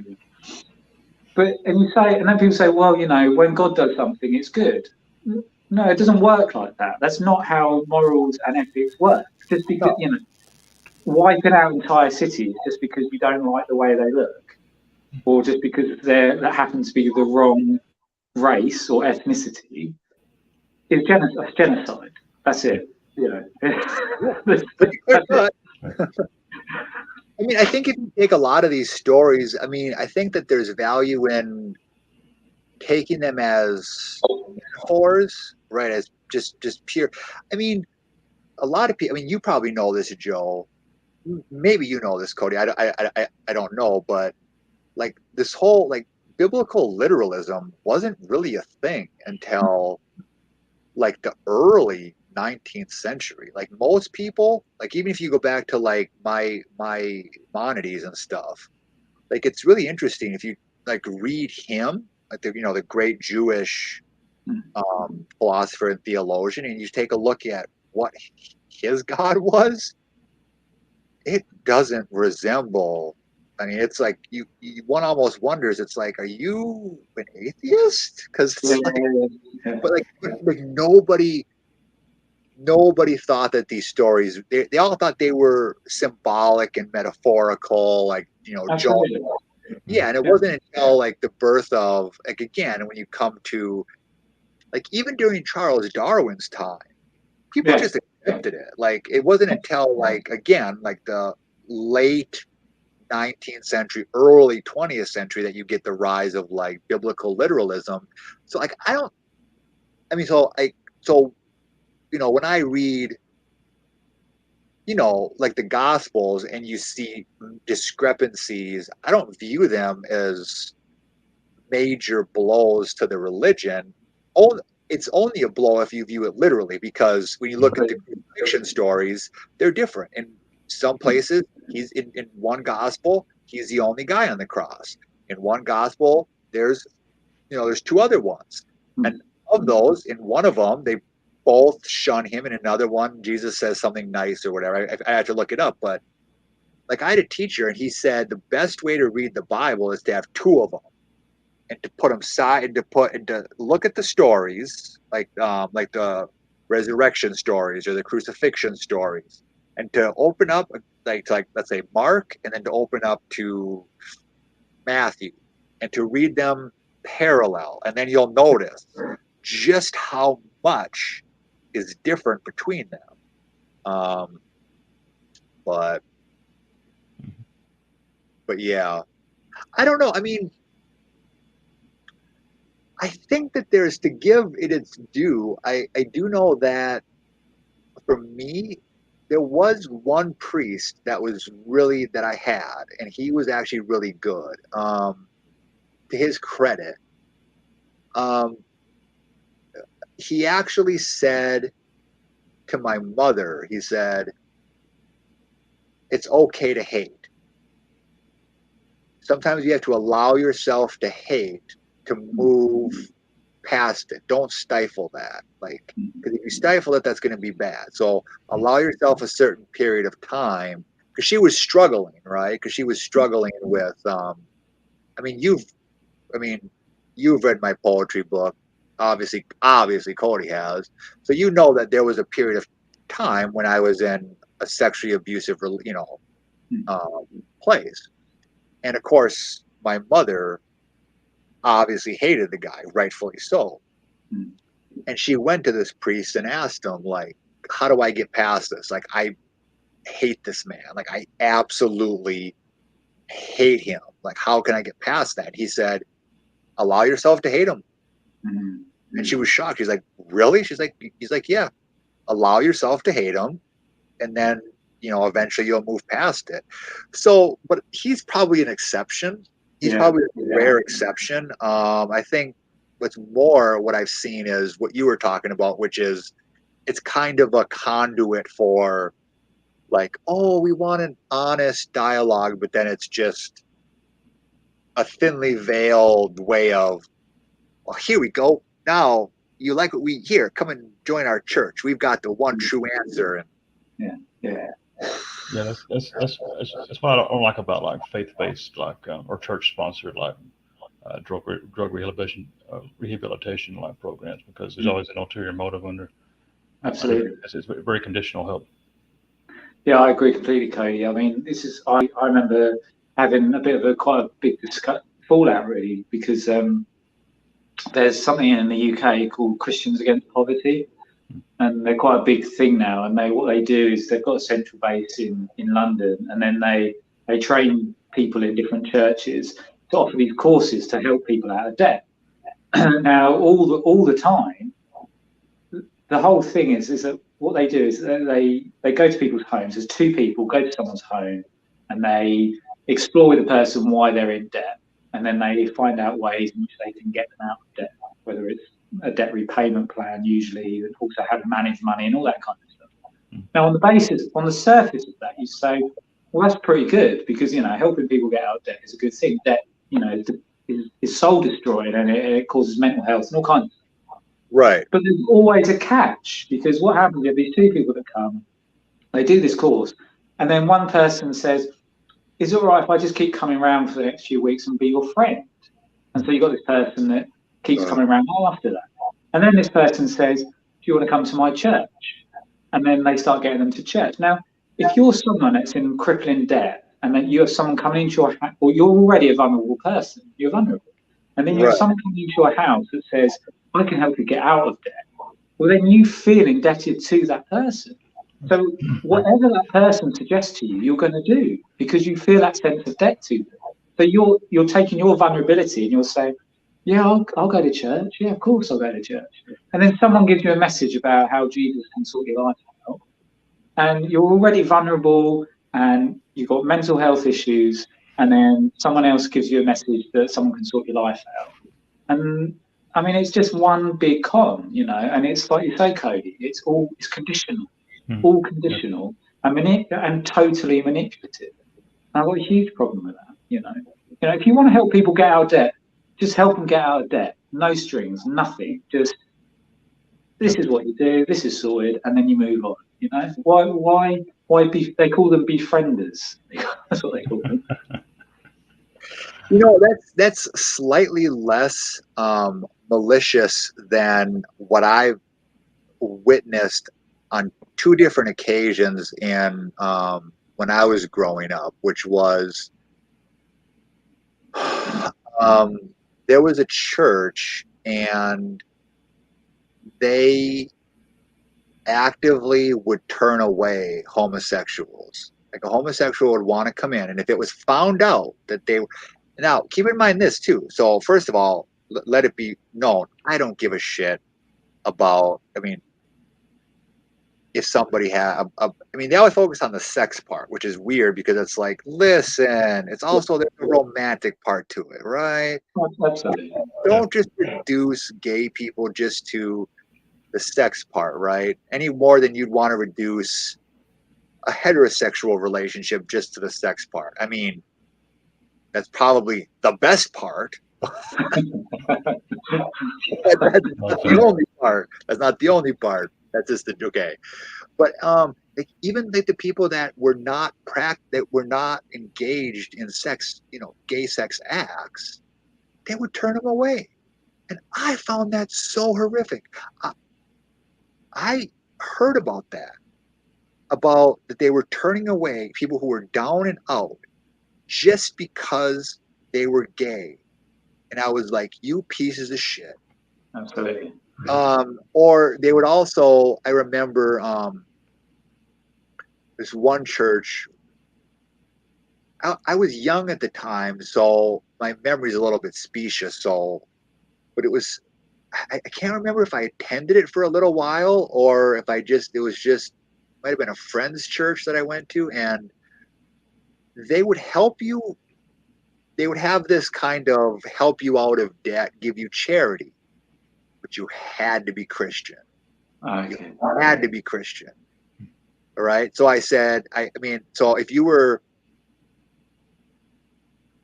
like Muslim, if you were an atheist, if you just whatever, no. And it's like that also left an imprint. I mean, I was young, so I didn't really, but when I look back later and I'm just like, that's just another reason that these people are just bankrupt, right? They're just morally bankrupt in the fact of, and I remember asking, I don't know if you've ever asked this question. I'm sure you've asked this, Joe, but you ever ask these people, like, you know, during a time it was popular to have those wristbands, the WWJD. Yeah. You know, why don't you people live up to that? You know, I mean, I know you do, Joe. I mean, you live up to the what would Jesus do? Like, you would pass a beggar, and if you had the money on you, I think I know you well enough to know that if you could afford it, you'd put something in there. Or if you had the means, like if all of a sudden you won the lottery, I know you would use that for, to help people out and not give a shit if they were Christian, if they believed in the flying spaghetti. Who gives a fuck? But you just to have those strings of like it to place belief in some abstraction above tangible benefits to other people is just, it's such a warped,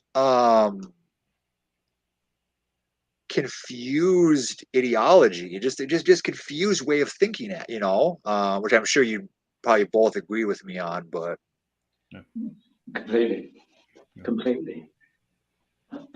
I think for me, I suppose I've become so I am a pariah definitely now within the institution, and I mean, I don't know if anyone in the institution has read Heresy yet. I don't know. But even before I wrote Heresy, I mean, 4 years ago, we had this email from the powers that be to all ministers in the UK, saying basically that we were not allowed to carry out weddings for gay people, right? So I wrote a letter back just telling them to go fuck themselves.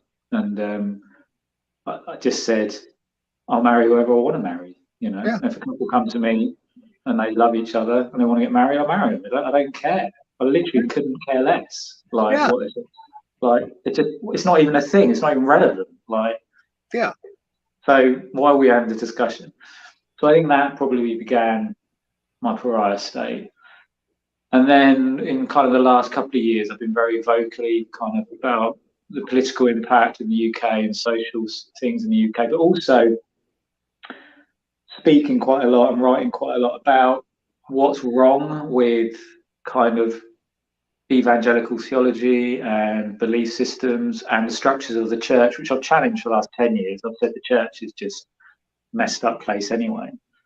And I had an email not that long ago, a few months ago, just saying that I just wasn't welcome anymore. I just wasn't welcome. So I know I'm a pariah in that sense, but integrity is everything, isn't it?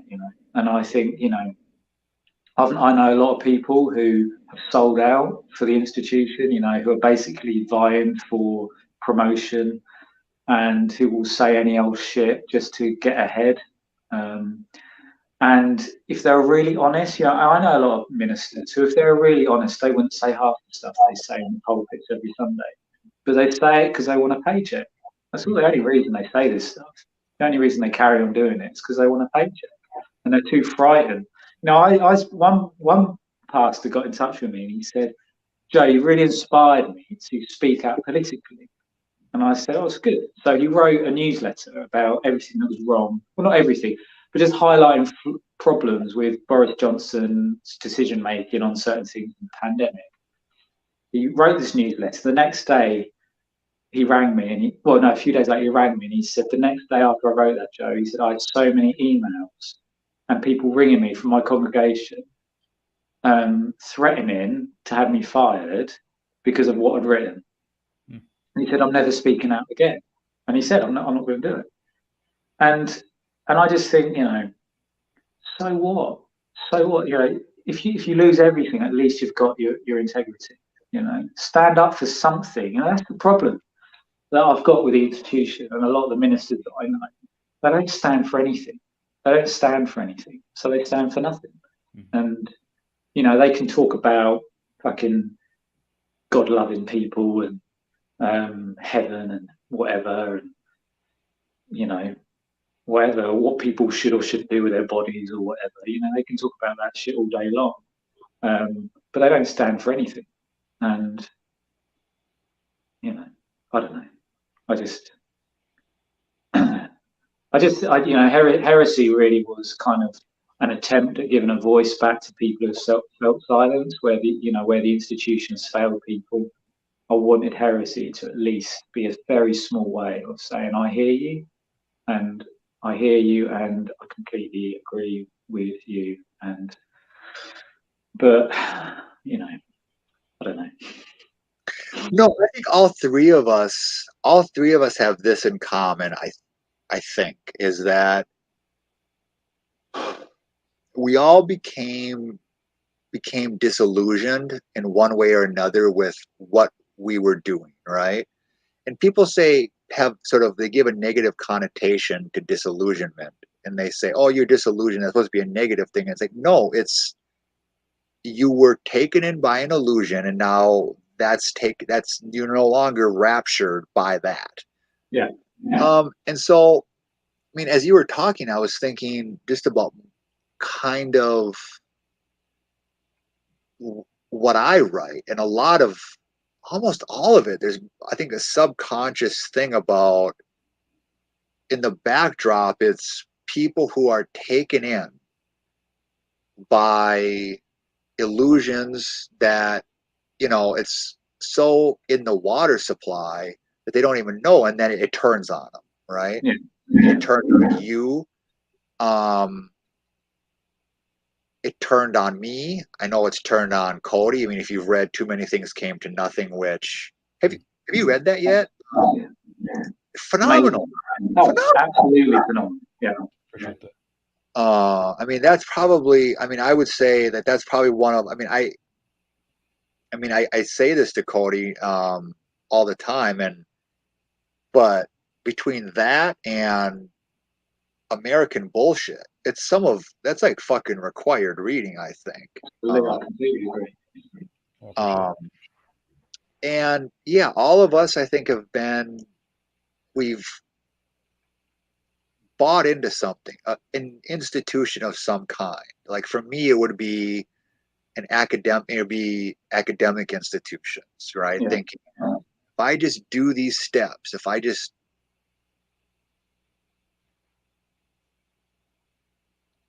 I'll be treated right. Like I'll get something. And with you, I think you were much the same way. And Cody, I know he, was much the same way.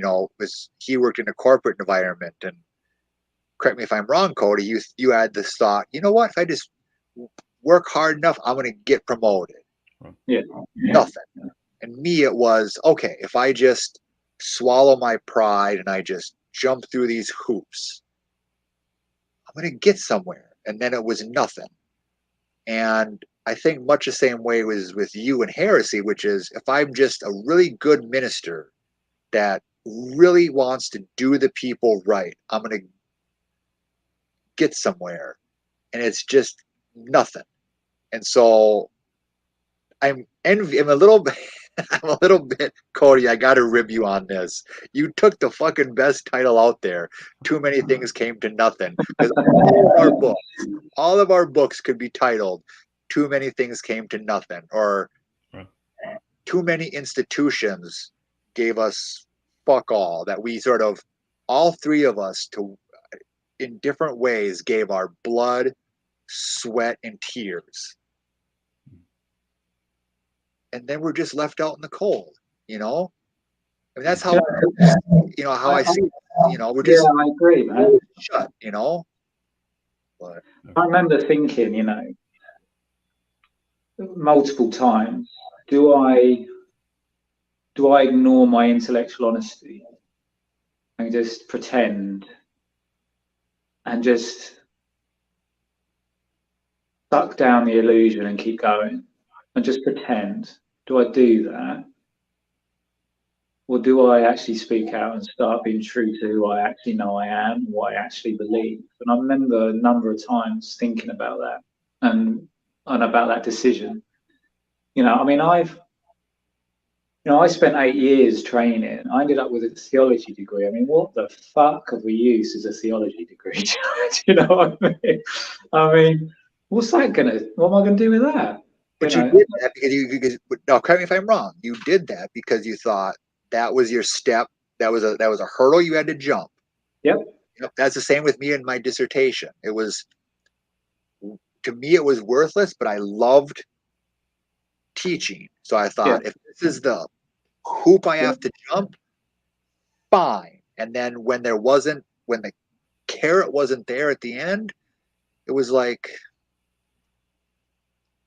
And they take everything from you. They take everything from you. They take your health. They take your physical health, your mental health, and they do their damnedest to crush your spirit.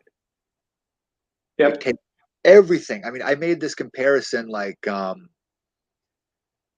yesterday. I was complaining to Cody, and it turned out it was my fault because I was doing my taxes wrong or whatever, and it came in that I owed money, and it's like, listen, I don't owe money. I don't. I guarantee, because and I was just like, what does this fucking world want more from me? Yeah. My health. It's taken my mental health. It's crushed my spirit. Now you want to, you want to wring my bones for every last bit of marrow left in me. Like, yeah. So that's why yesterday when you messaged me and I was like, dude, I'm having a bad, that was what it was about. It was just like, now you want more out of me. It's like societies take so much from people, and it's just like, Yeah. what do you want? It's like, I mean, but you're absolutely right, Joe. I'm sure you felt that too, when it's just like they take everything from you. Well, I was resonating with you guys. I've heard you guys talk about landlords quite a bit, and that really resonates with me because my landlord is the institution. They own this house that I live in, and they have got me by the balls, because in a variety of different ways, they can make me homeless if I don't toe the line or if I don't say the right thing.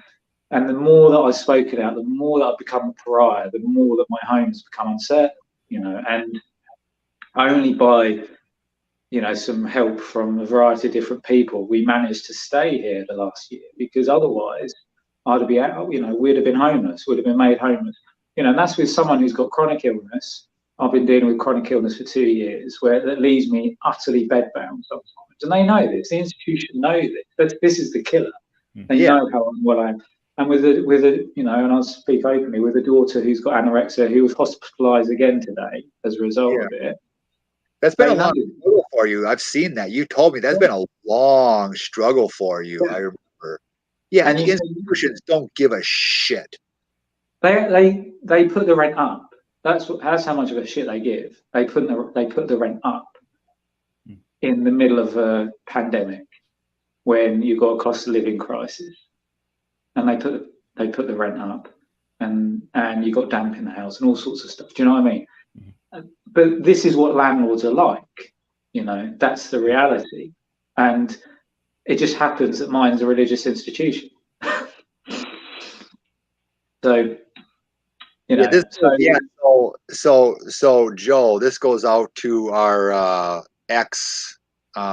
your hate of landlords goes out to our some of our British friends that we used to have, one of which whose dad is a landlord. So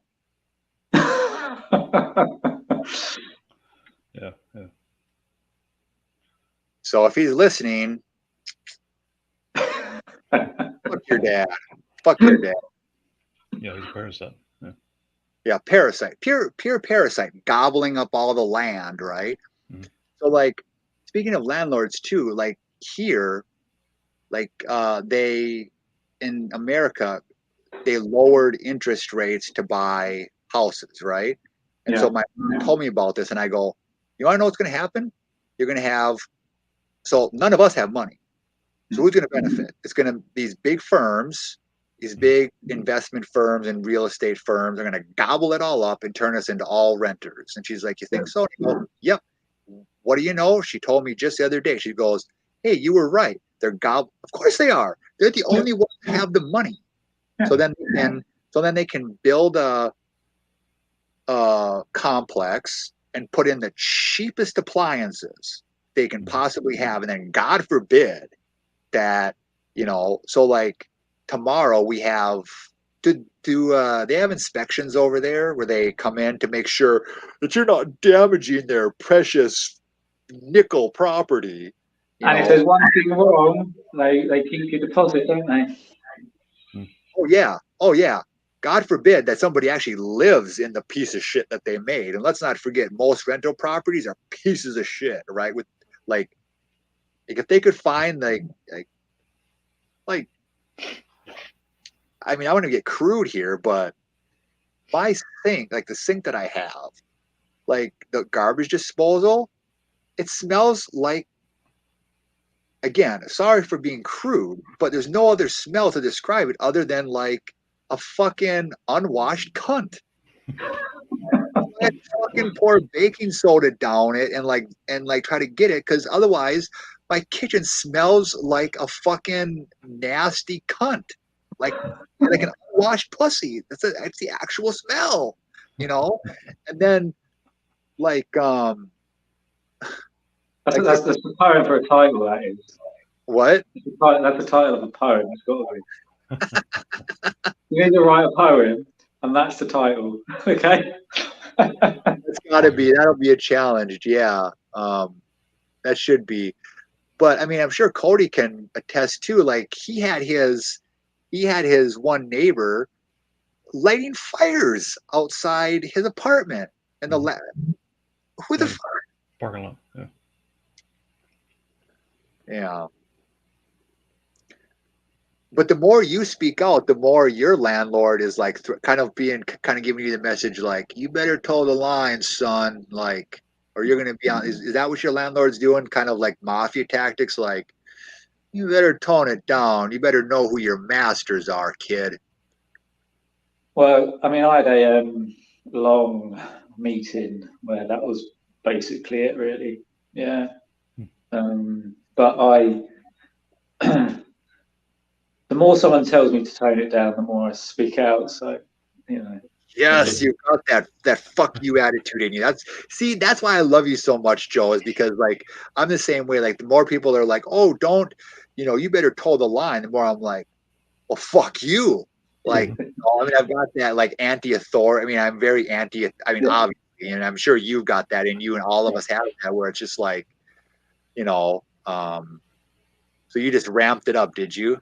Yeah. Well, afterwards, I went upstairs. Yeah. My wife was hiding under the duvet cover, and she said, "I can see you from up here." And she was like,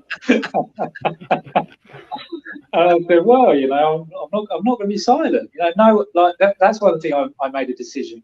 I said, no one's going to silence me anymore, and I'm not going to pretend to believe something I don't, just to try and keep people happy or to try and get a buck. I'm not going to do that. I'm not a snake oil salesman. I'm not, and I'll speak my heart. I'll tell it as I see it, and no one's going to shut me up. And if that means I lost all my funding as a result. Well, so what? Well, that's it. We just have to try and figure that out. But I'll keep doing it because, like I say, integrity matters. At least say what you actually believe.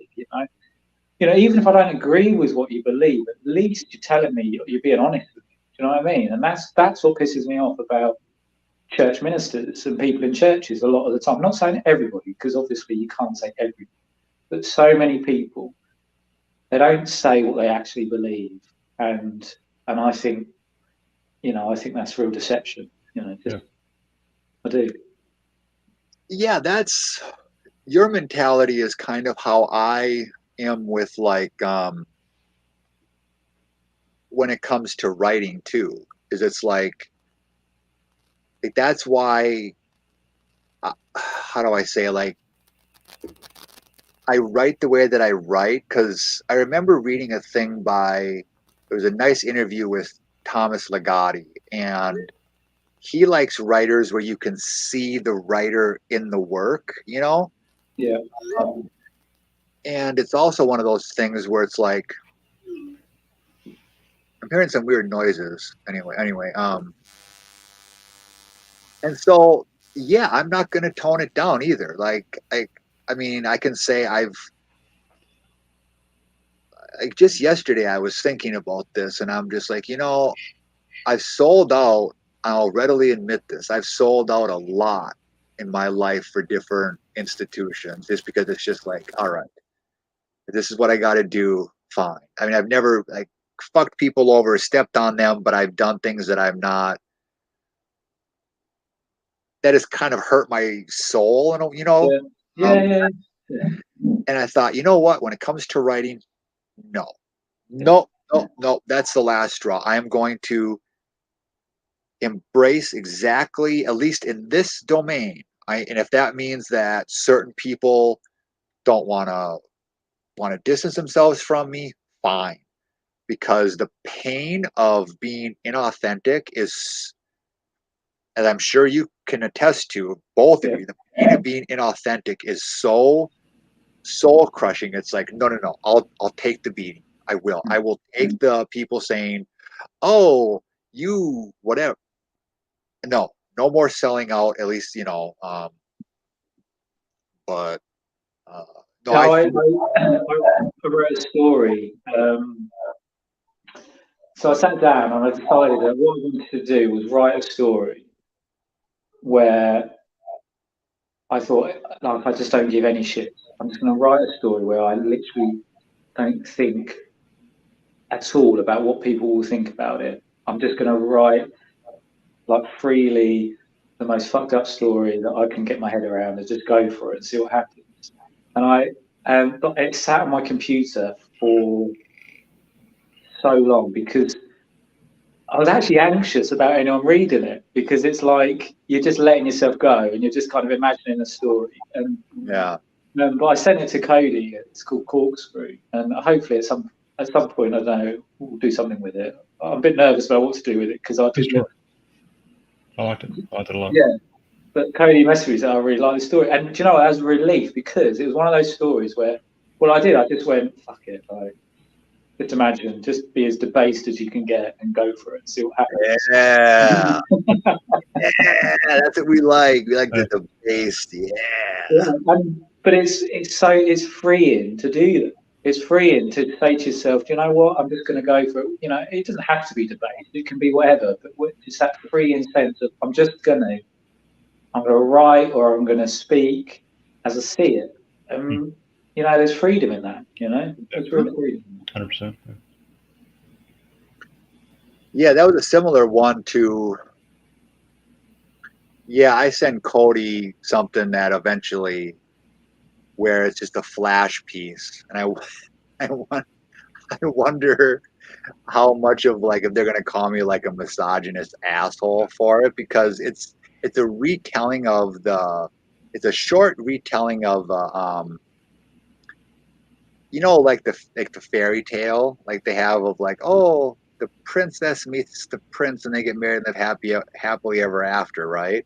Yeah. So the long and the short of it is, I'm like, what would be like a dude's version of it? Like, what would it be? So it's like, so basically it goes down. The prince asks the princess to marry. She says no. And he just was like, awesome. So he's like doing crank and like fucking drinking and going hog wild and telling his boss to go fuck himself and getting STDs and just having the fucking time of his life, right? And it's like, he was never saddled with child support. He never had a woman key his car. Like, he gave no fucks. And I just wrote that just because it was like, I was like, I don't know. I hope people find humor in it, because I was trying to be funny with it, because the guy dies at the end, so it's not like all happy, but it's just like, kind of like you. It was just freeing to be able to be like, what if there was a guy who just was like, I don't give a fuck, I don't have to worry about this. I can just tell him, like, because all of us have wanted to tell our boss to fuck off, and like all of us have wanted to just like buy a motorcycle and drive recklessly, but we're all kind of shackled down in various ways, because some, for good reason, like, oh, it's dangerous, and you have, like Joe, like, you can't do that. Like, you can't just be caught at a strip club snorting cocaine off a hooker's titties, right? You're not gonna fly. Your wife's gonna be like, "What the fuck, dude?" Only on a Saturday night. Just, Oh, your story? I know. No. Come on, what'd you do? We live for that shit. Okay. No, but no. So yeah, I mean, and I think a certain percentage of people respect that, right? I mean, that's why people respect Bukowski. Either respect him or hate him, because, like, I will be brutally honest, I don't think his prose is great. It's okay, it's fine, but I think his poetry is really good, and that's actually, I credit why I got into poetry. But like, I've read his novels, and I'm not shitting on them. Like, they're okay, they're good, they're not like the pinnacle. And so that's why it's always weird to me when people try to emulate him, because it's like, no, you're missing the point of why Bukowski is so important. It's just, he fully embraced who he was. Like Yeah. that's, and I think he didn't really gain fame until he didn't gain any kind of notoriety till his 50s, and he was doing it since his 20s. Didn't give a shit. He just continued on.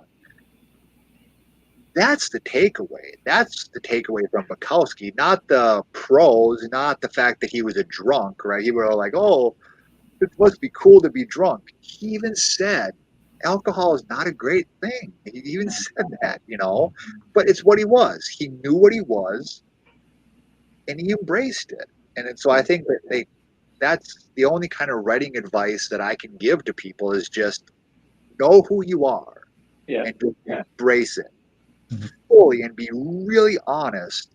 Don't try to be like this person or this writer or that person. Figure out who you are. Like, I don't want anybody to be like me, I don't want to be like Joe. I don't want to be like Cody. And you guys don't want to be like me, which is good because then we all have our own voices. And I know this. I've seen the stuff that you've written, other stuff that you've written, Joe, that is really great. Like I think you sent me. I forget what you meant. You sent me like a what was it, like a reimagining of Frankenstein, right? Yeah. I loved it. I thought it was like, wow, this is like really good. The reimagining of Frankenstein. I forget the story, but I remember loving it. I remember like, this is good. This is really good. So also congrats on your we got to promote your other stuff too. Because I heard you got you're doing reviews over at Horror DNA. Yeah. So I'm doing so I wrote a review for another for Horror Oasis. Sent it because he was looking for people to review a book. So I wrote one, sent it off to him, and he was like, "Actually, I think I want to send this on to Horror DNA because these guys, I think it's a good review, and I'd like more people to read it." So sent it to Horror DNA, and Steve there got in touch and started doing a bit more, and then he invited me on stuff. So that's cool. Yeah. So I do regular sort of books and movie reviews with them. Wonderful. So that's cool. Yeah, that's really cool. And then Aesthetic Press, I'm doing author interviews with them for them. So that's really good as well. And then just I suppose I'm doing quite a lot of different stuff, which I like. I like having that variety, like some of my Byline Times article stuff. I really enjoy writing those. I get a lot of satisfaction, sort of, commenting on sort of like social, political, cultural things. And then obviously the poetry and that. But I think this year I've decided I'm going to submit less to just concentrate more on writing more books and novellas. I want to kind of crack a lot more of that out now rather than, I'll still probably submit a few short stories and poems and stuff, but I'd rather do more collections or full novels and novellas. I think I want to kind of do more of that. I think I think I'm going to focus more on trying to get more of that stuff out into the world. I think so. That's kind of where I'm at too, like in a way. I've got 2 novellas in the work that I'll submit to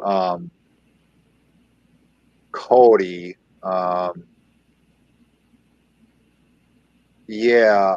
think novellas are actually on, I think, like I searched, I wanted to see how popular they were, and I think that most people's pulses are off, but I think novellas are really popular. Well, because of the shorter format, right, and sort of, for better or worse, the kind of the ADD kind of culture, which I'm not condemning. I've got ADD bad, and so like Brian Boyer sent me his book, bless his heart. And what I respect about it is it's a full novel, but this might be something weird, but because I have ADD, I have a hard time with like longer chapters. So I'll read Blood Meridian. I will, and I'll go through a 25-page chapter. But what really will sell me on a book is if you can keep it nice and clean. If you keep it nice and like a couple pages, and then I can stop because before my ADD kicks in, and and same with novellas is it's a less of a time investment. Yeah. I'm actually thinking not to promote my own stuff over yours, but just ping-ponging off of what you were saying. I actually think I'm going to turn Heaven's Tourist. I'm going to just make that Okay. novella. I'm thinking, which is at right now. I got to finish the last few chapters, and then obviously I got to review it and revise it. But I was thinking as I was reading it, it's going to clock in around probably the 40,000 word mark, like high 40,000 word mark, and I'm like, hey. So I was thinking of ways of stretching it out, and I'm like, I don't know if I can. But then I returned to it, and I'm like, no, I think this would make a really good novella. So I've been working on that a little bit, kind of going to finish that up, let it sit. But and then you've got your short story collection. Yeah, you've got your short story collection, which you showed me, which is really good. It's 10 stories and 20 poems, right? I like that, the hybrid format. That's really neat. Stephen J. Golds did that too, or something. Did he? Okay. Yeah, he did that. That's where I got the idea from. And I'm like, okay. Yeah, like you could do that. And I'm like, I kind of like that hybrid format, which you get a mixture of stories and you kind of get a nice smattering of. I was pleased when Cody took it on, because I was pleased with the stuff that came out of it, actually. So I think it's a good collection, actually. So hopefully it'll resonate with people. So tell us about one of your favorite stories in there, if you don't mind, because I'm kind of curious. What if you were to say like what's one of your favorite stories? Yeah.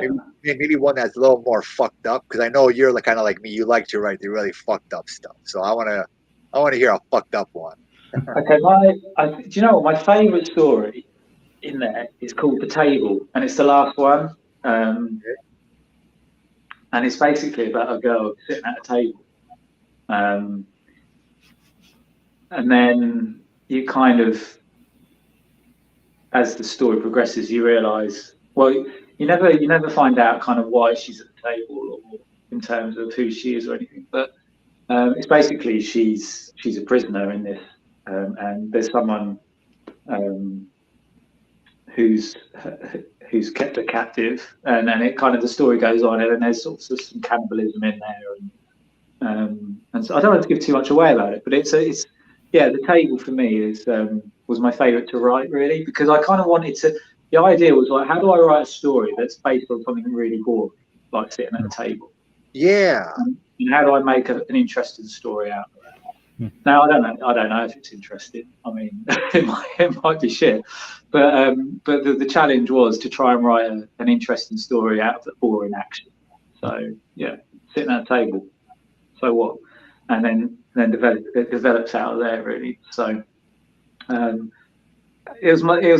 me, that was the one that I really enjoyed writing the most out of the whole collection, because it kind of, I challenged myself in terms of what do I do with this, and there's enough. I think there's enough in there to kind of create a bit of shock and awe, hopefully, as people read it. I don't know what Cody thinks. He's read it, but I mean, I think you're right. Yeah. I think it'll be well received, 100%. Cool. I mean, I liked it at least. So. Yeah. Well, one person likes it. That's all right. Yeah, I have no doubt it'll be. I mean, I have no doubt I've read your stuff, so I mean, everybody's got their flops, but I mean, if you were to bank, there's certain people you bank on that I bet you did it well. And especially if you like to challenge yourself, right? Because like yeah, take something really boring, sitting at a table, right? Like I'm doing something similar with a novella that I'm working on too, which is they always say, or not they, I shouldn't say they, but I've heard people give advice of never leave a character alone for too long. Never leave, always have them interact. I'm like, I'm like, no, no, no. I want to write a whole novella where the character is basically alone the whole time. Yeah, yeah, yeah. And I was inspired, and I'm sorry if I'm giving away, I drone on about this, but have you read Roland Tolper's The Tenant? Or No. Roland Polanski made a movie about it too. I haven't watched the Polanski film, but sorry if I'm giving away the ending, but I was turned on to it when I read Thomas Ligotti's Conspiracy of the Human Race. He gave away the ending. It's still, so I knew how it was going to end, but the one disappointing part was the ending. I thought could have been its own novella. It could have been its own story, which is it's kind of this claustrophobic, paranoid, and fueled case where this guy lives in this apartment and his neighbors are like either really after him or you're not quite sure if they are, but he kind of tries to fit in and that doesn't work. He tries to rebel and that doesn't work. And it's, but it ends with him jumping from his apartment building, failing to commit suicide, and then, but he's still able to like walk and everything, and people crowded around and he smears blood all over them. And yeah, he goes back up the stairs and jumps again. And I thought, that should have been the whole novel. Yeah, yeah, yeah. So I thought, wait a minute, what about, and so I thought, here's what I can do. What about instead of everybody crowded around, what about if it's like in real society where nobody cares? Where like somebody jumps. So I've where I'm at now is I've got guy jumps, he lives, but instead of people crowding around, there's nobody around. And instead of him being able to walk, he broke his legs and his lower back. So he's literally got to crawl, he's literally got to sort of claw his way up 5 stories to jump again. And the challenge is for me is there's nobody around. I think like a prostitute walks by and he talks to her briefly, and that's like it. But there's like virtually he's alone. And then of course there's backstory, right? Like why did he do that? You know, so there's that. But the story itself is he's alone. He's utterly alone.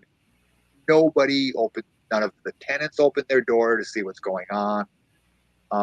So yeah, I can see with the challenge of making somebody with having, you know, with like you, something just boring, sitting at a table. How do I make that interesting? And with me, it was, I always thought it was weird, always having to have a bunch of characters.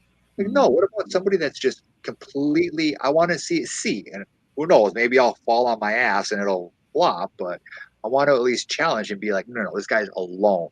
There's nobody around. And he's just trapped in his own mind. Now, how do I make that, how do I make that very, very introspective, whatever I want to call it, interesting? So, yeah. It's a very good concept. I like it. Brilliant. Yeah. Yeah.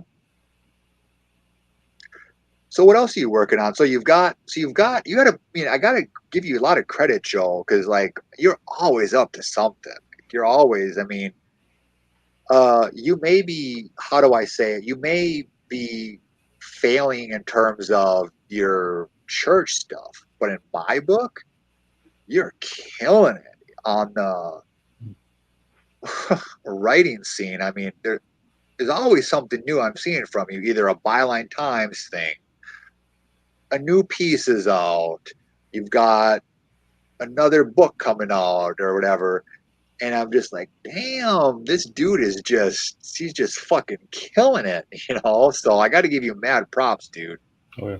Thanks, man. Thank you, guys. No, I've seen it. So I've got Blood and Sweat Between the Cracks, which is coming out with Cody, and then I've got this novella idea which I've pinged over to you. Yep. So I've got that which I'm working on. I've got a horror anthology that's coming out next year. I've got a full length novel that's written, a horror, sort of dark horror fantasy novel that's fully written that that we're looking at, and then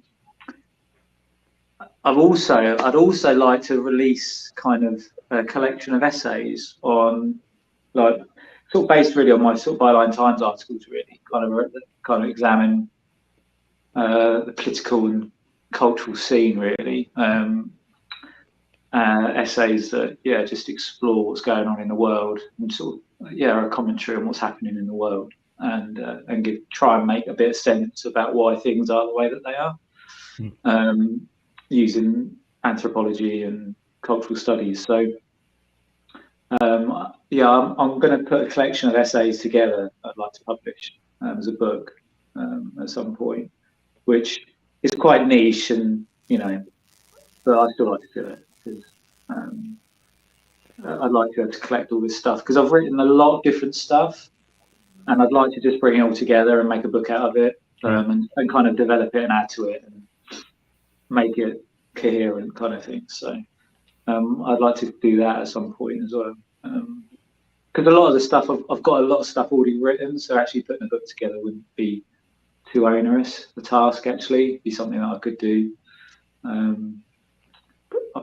could probably have the manuscript done this year, I reckon. So I'd like to keep it like that. See, I don't know how niche it would be, because I mean, it may not be your most popular work, but people that are fans of yours will read it, right? Because like George Bataille, I mean, our good friend Courtney, she's a huge fan of his. I mean, I've only read Story of the Eye and Blue of Noon, but he's done essays as nonfiction as well. Like, he did one that she recommended, eroticism, and of course that's not his most well known, but if you're a fan of Bataille, which if you've read Story of the Eye or Blue of Noon, I mean, that guy. Have you read Story of the Eye? No. That'll fuck you, Cody. You can back me up. That's a head trip, isn't it? It's a great book. Great. It's a great book. I'll get hold of it. Yeah, get Story of the Eye. I think Blue of Noon was supposed to be. Didn't he consider it to be his magnum opus, right? Yeah, I think so. Yeah. And it's not. It's good. I wouldn't say it was quite as good, but Story of the Eye is very provocative. And from what Courtney has told me of his nonfiction work, like eroticism, which combines apparently interesting reflections on the correlation between violence and the act of sex. Okay. But no, so that's all to say is, man, if you've got a following, which you do, if they're going to read your short stories, if they're going to read your poetry, if they're going to read your novels, I'm sure they're going to read. I mean, again, I'm not a soothsayer. I can't predict, but I mean, I would read it. I mean, I'm already a fan of your work, so I would. Yeah, same here. Yeah, I mean, I would delve into it. I mean, that's just one person. That's two people. I mean, so. I appreciate that. Well, I'll put something together. I'll collect it together. I'll put something together and float it around and see what happens. Yeah, we should probably. I don't know if Cody, is anybody watching live? No, we're all alone right now. Okay, yeah, I know Melissa popped in just to say hi, and she might have had to jet for something, but I was going to say, if the audience has any questions, I was hoping that we at least one or two people that had some questions for Joe. So, but yeah. Well, this is our first live stream, so maybe it'll get better. Some next time, maybe. Good to chat. It's good to chat, guys. It's good to be with you, and it's just great, you know. And it's, you know what? I think something I've missed, I suppose, over recent years is just talking to people that I resonate with and that I respect, and also like aren't expecting anything from me. Like they're just saying, "You be you, we'll be us, and let's just do this." And so this is good. This is good stuff for me, you know. Appreciate you coming on. Yeah, we really appreciate you coming on. Yeah, I mean, I don't know. I mean, I can only speak for myself. I mean, E.M. Saran said, those who speak for others are imposters. So I can only speak for myself, but I imagine, Cody, you think the same, which is, yeah, I mean, the only thing I expect out of people, which is shockingly rare, is authenticity. That's all I expect. I'm not trying to get money out of you. I don't have ulterior motives. I just want to talk to somebody who's down to earth and interesting. And I can't emphasize this enough, not pretentious. Yeah. If there's anything that, I mean, Cody, you would probably agree, if there's anything that's more repulsive, it's, pretentious people. But so,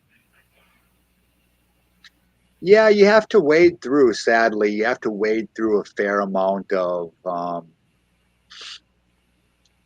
don't know, kind of garbage people to get to the really authentic ones, Yeah. Yeah. It takes work to separate the wheat from the chaff, but it's worth it. Yeah. Well, I love you guys. I do honestly. I think you're great, and appreciate you both. yeah, I appreciate you too. I remember I don't remember the content of our first interaction, but I remember when I first talked to you, it was just like, I think I've told you this privately, right? I think somehow we got on each other's radars. I forget how. And we started to talk, and my defenses immediately went up because I'm like, oh fuck, it's a reverend. Like, ugh.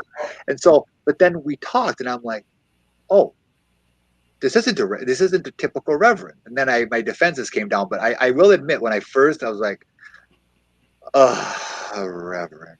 But then I got to talking to you, and I'm like, oh no, this isn't the typical religious jerk off. This is somebody quite different. Yeah, he's a member. Yeah. Yeah, which kind of like ping pongs off a point of I was going to bring up earlier, which is like, you remind me of, I think where you and I resonated was, I think I sent you a video, which was a guy, and for like the last 30 or 40 years, I think he's based in California, and he runs a bakery or a series of bakeries, is like Homeboy Industries, and he takes in ex-gang members, right? I mean, I remember. Yeah, these are people that, like, if you look at them, I mean, they're tattooed from head to toe. I mean, they look, that if you were to just see them, you would be like, oh. But yet, I mean, it's like, that's the kind of reverend that I like. The guy that is giving gang members a second chance. Or the cases of like the religious, like the priests or the ministers that go around with like food trucks and go around and hand out sandwiches to the homeless population. It's like, those are the type of religious people that I can get behind. Those are that side with the downtrodden, right? Do you want to side with the downtrodden like Jesus, or do you want to side with the kind of Roman emperor type people like Martin Luther, right? Another reason why I hate Martin Luther was because he sided with those in power. It's like, I don't mean to bring Martin Luther up, but I hate that guy. Just just represents so much wrong, right? He just like represents like so much wrong with religion, siding with power. Yep. You know, trying to, you know, siding with, you know, quelling any kind of peasant, you know, peasant rebellion. Just ugh. Yep. Yeah, well, I agree. So yeah, you're the real deal, Joe. I would put you in the camp of the people I mentioned who would, like, I could see you being somebody during Nazi Germany, being like that nun, right? Getting both of your legs broken and still going back out there and doing that. I can see you doing that. So I don't know. I can see it. I can see it in your face. I can see it. I mean, there are a lot of people. I don't know that I could do it. I mean, I would like to think that I would, but given what you've already done already, you know, and you don't just talk about integrity, like you live it. Like you've put your housing on the line. You've put a lot on the line for integrity purposes. That is not a far stretch to say that if you witnessed that kind of brutality, that you couldn't stomach it, right? Like that would be too much for you. And I don't want to speak for you, but if I was a gambling man, I would place my bet on that's what you would do, you know? I mean, so, which is just to say how highly I think of you, you know? Appreciate it, man. Thank you. Appreciate it. I better go see my wife. Huh? I better go see my wife. She just got home from hospital. Okay. All right. So let's just quickly like a little sign off here. So everybody, make sure you go out, check out Joe. How do I say your last name? Is it Howard? Okay. So it is okay. Yeah. Go out and check out Joe Howard's work. Cody, are we going to link some of it? Can we link his Amazon page or something in the description? Yeah, pretty sure. Yeah, I can put some links in there. Yeah. Cool. Get his work. Get Heresy. Get anything that this guy puts out. As you've seen here, outstanding individual, outstanding writer. You will not be disappointed by Heresy or any of his work. Or if you are disappointed, it'll be few. It'll be rare. It'll be rare. This guy don't miss. So buy his book or you're going to hell. There, I'll go with teachers. Buy his book or you're all gonna go to hell. Mm-hmm. All right, we're gonna turn the tables on these religious people, right? So thank you guys, appreciate it. Yeah, thanks for coming on. Yeah, Good night. No worries. We'll see you. Take care.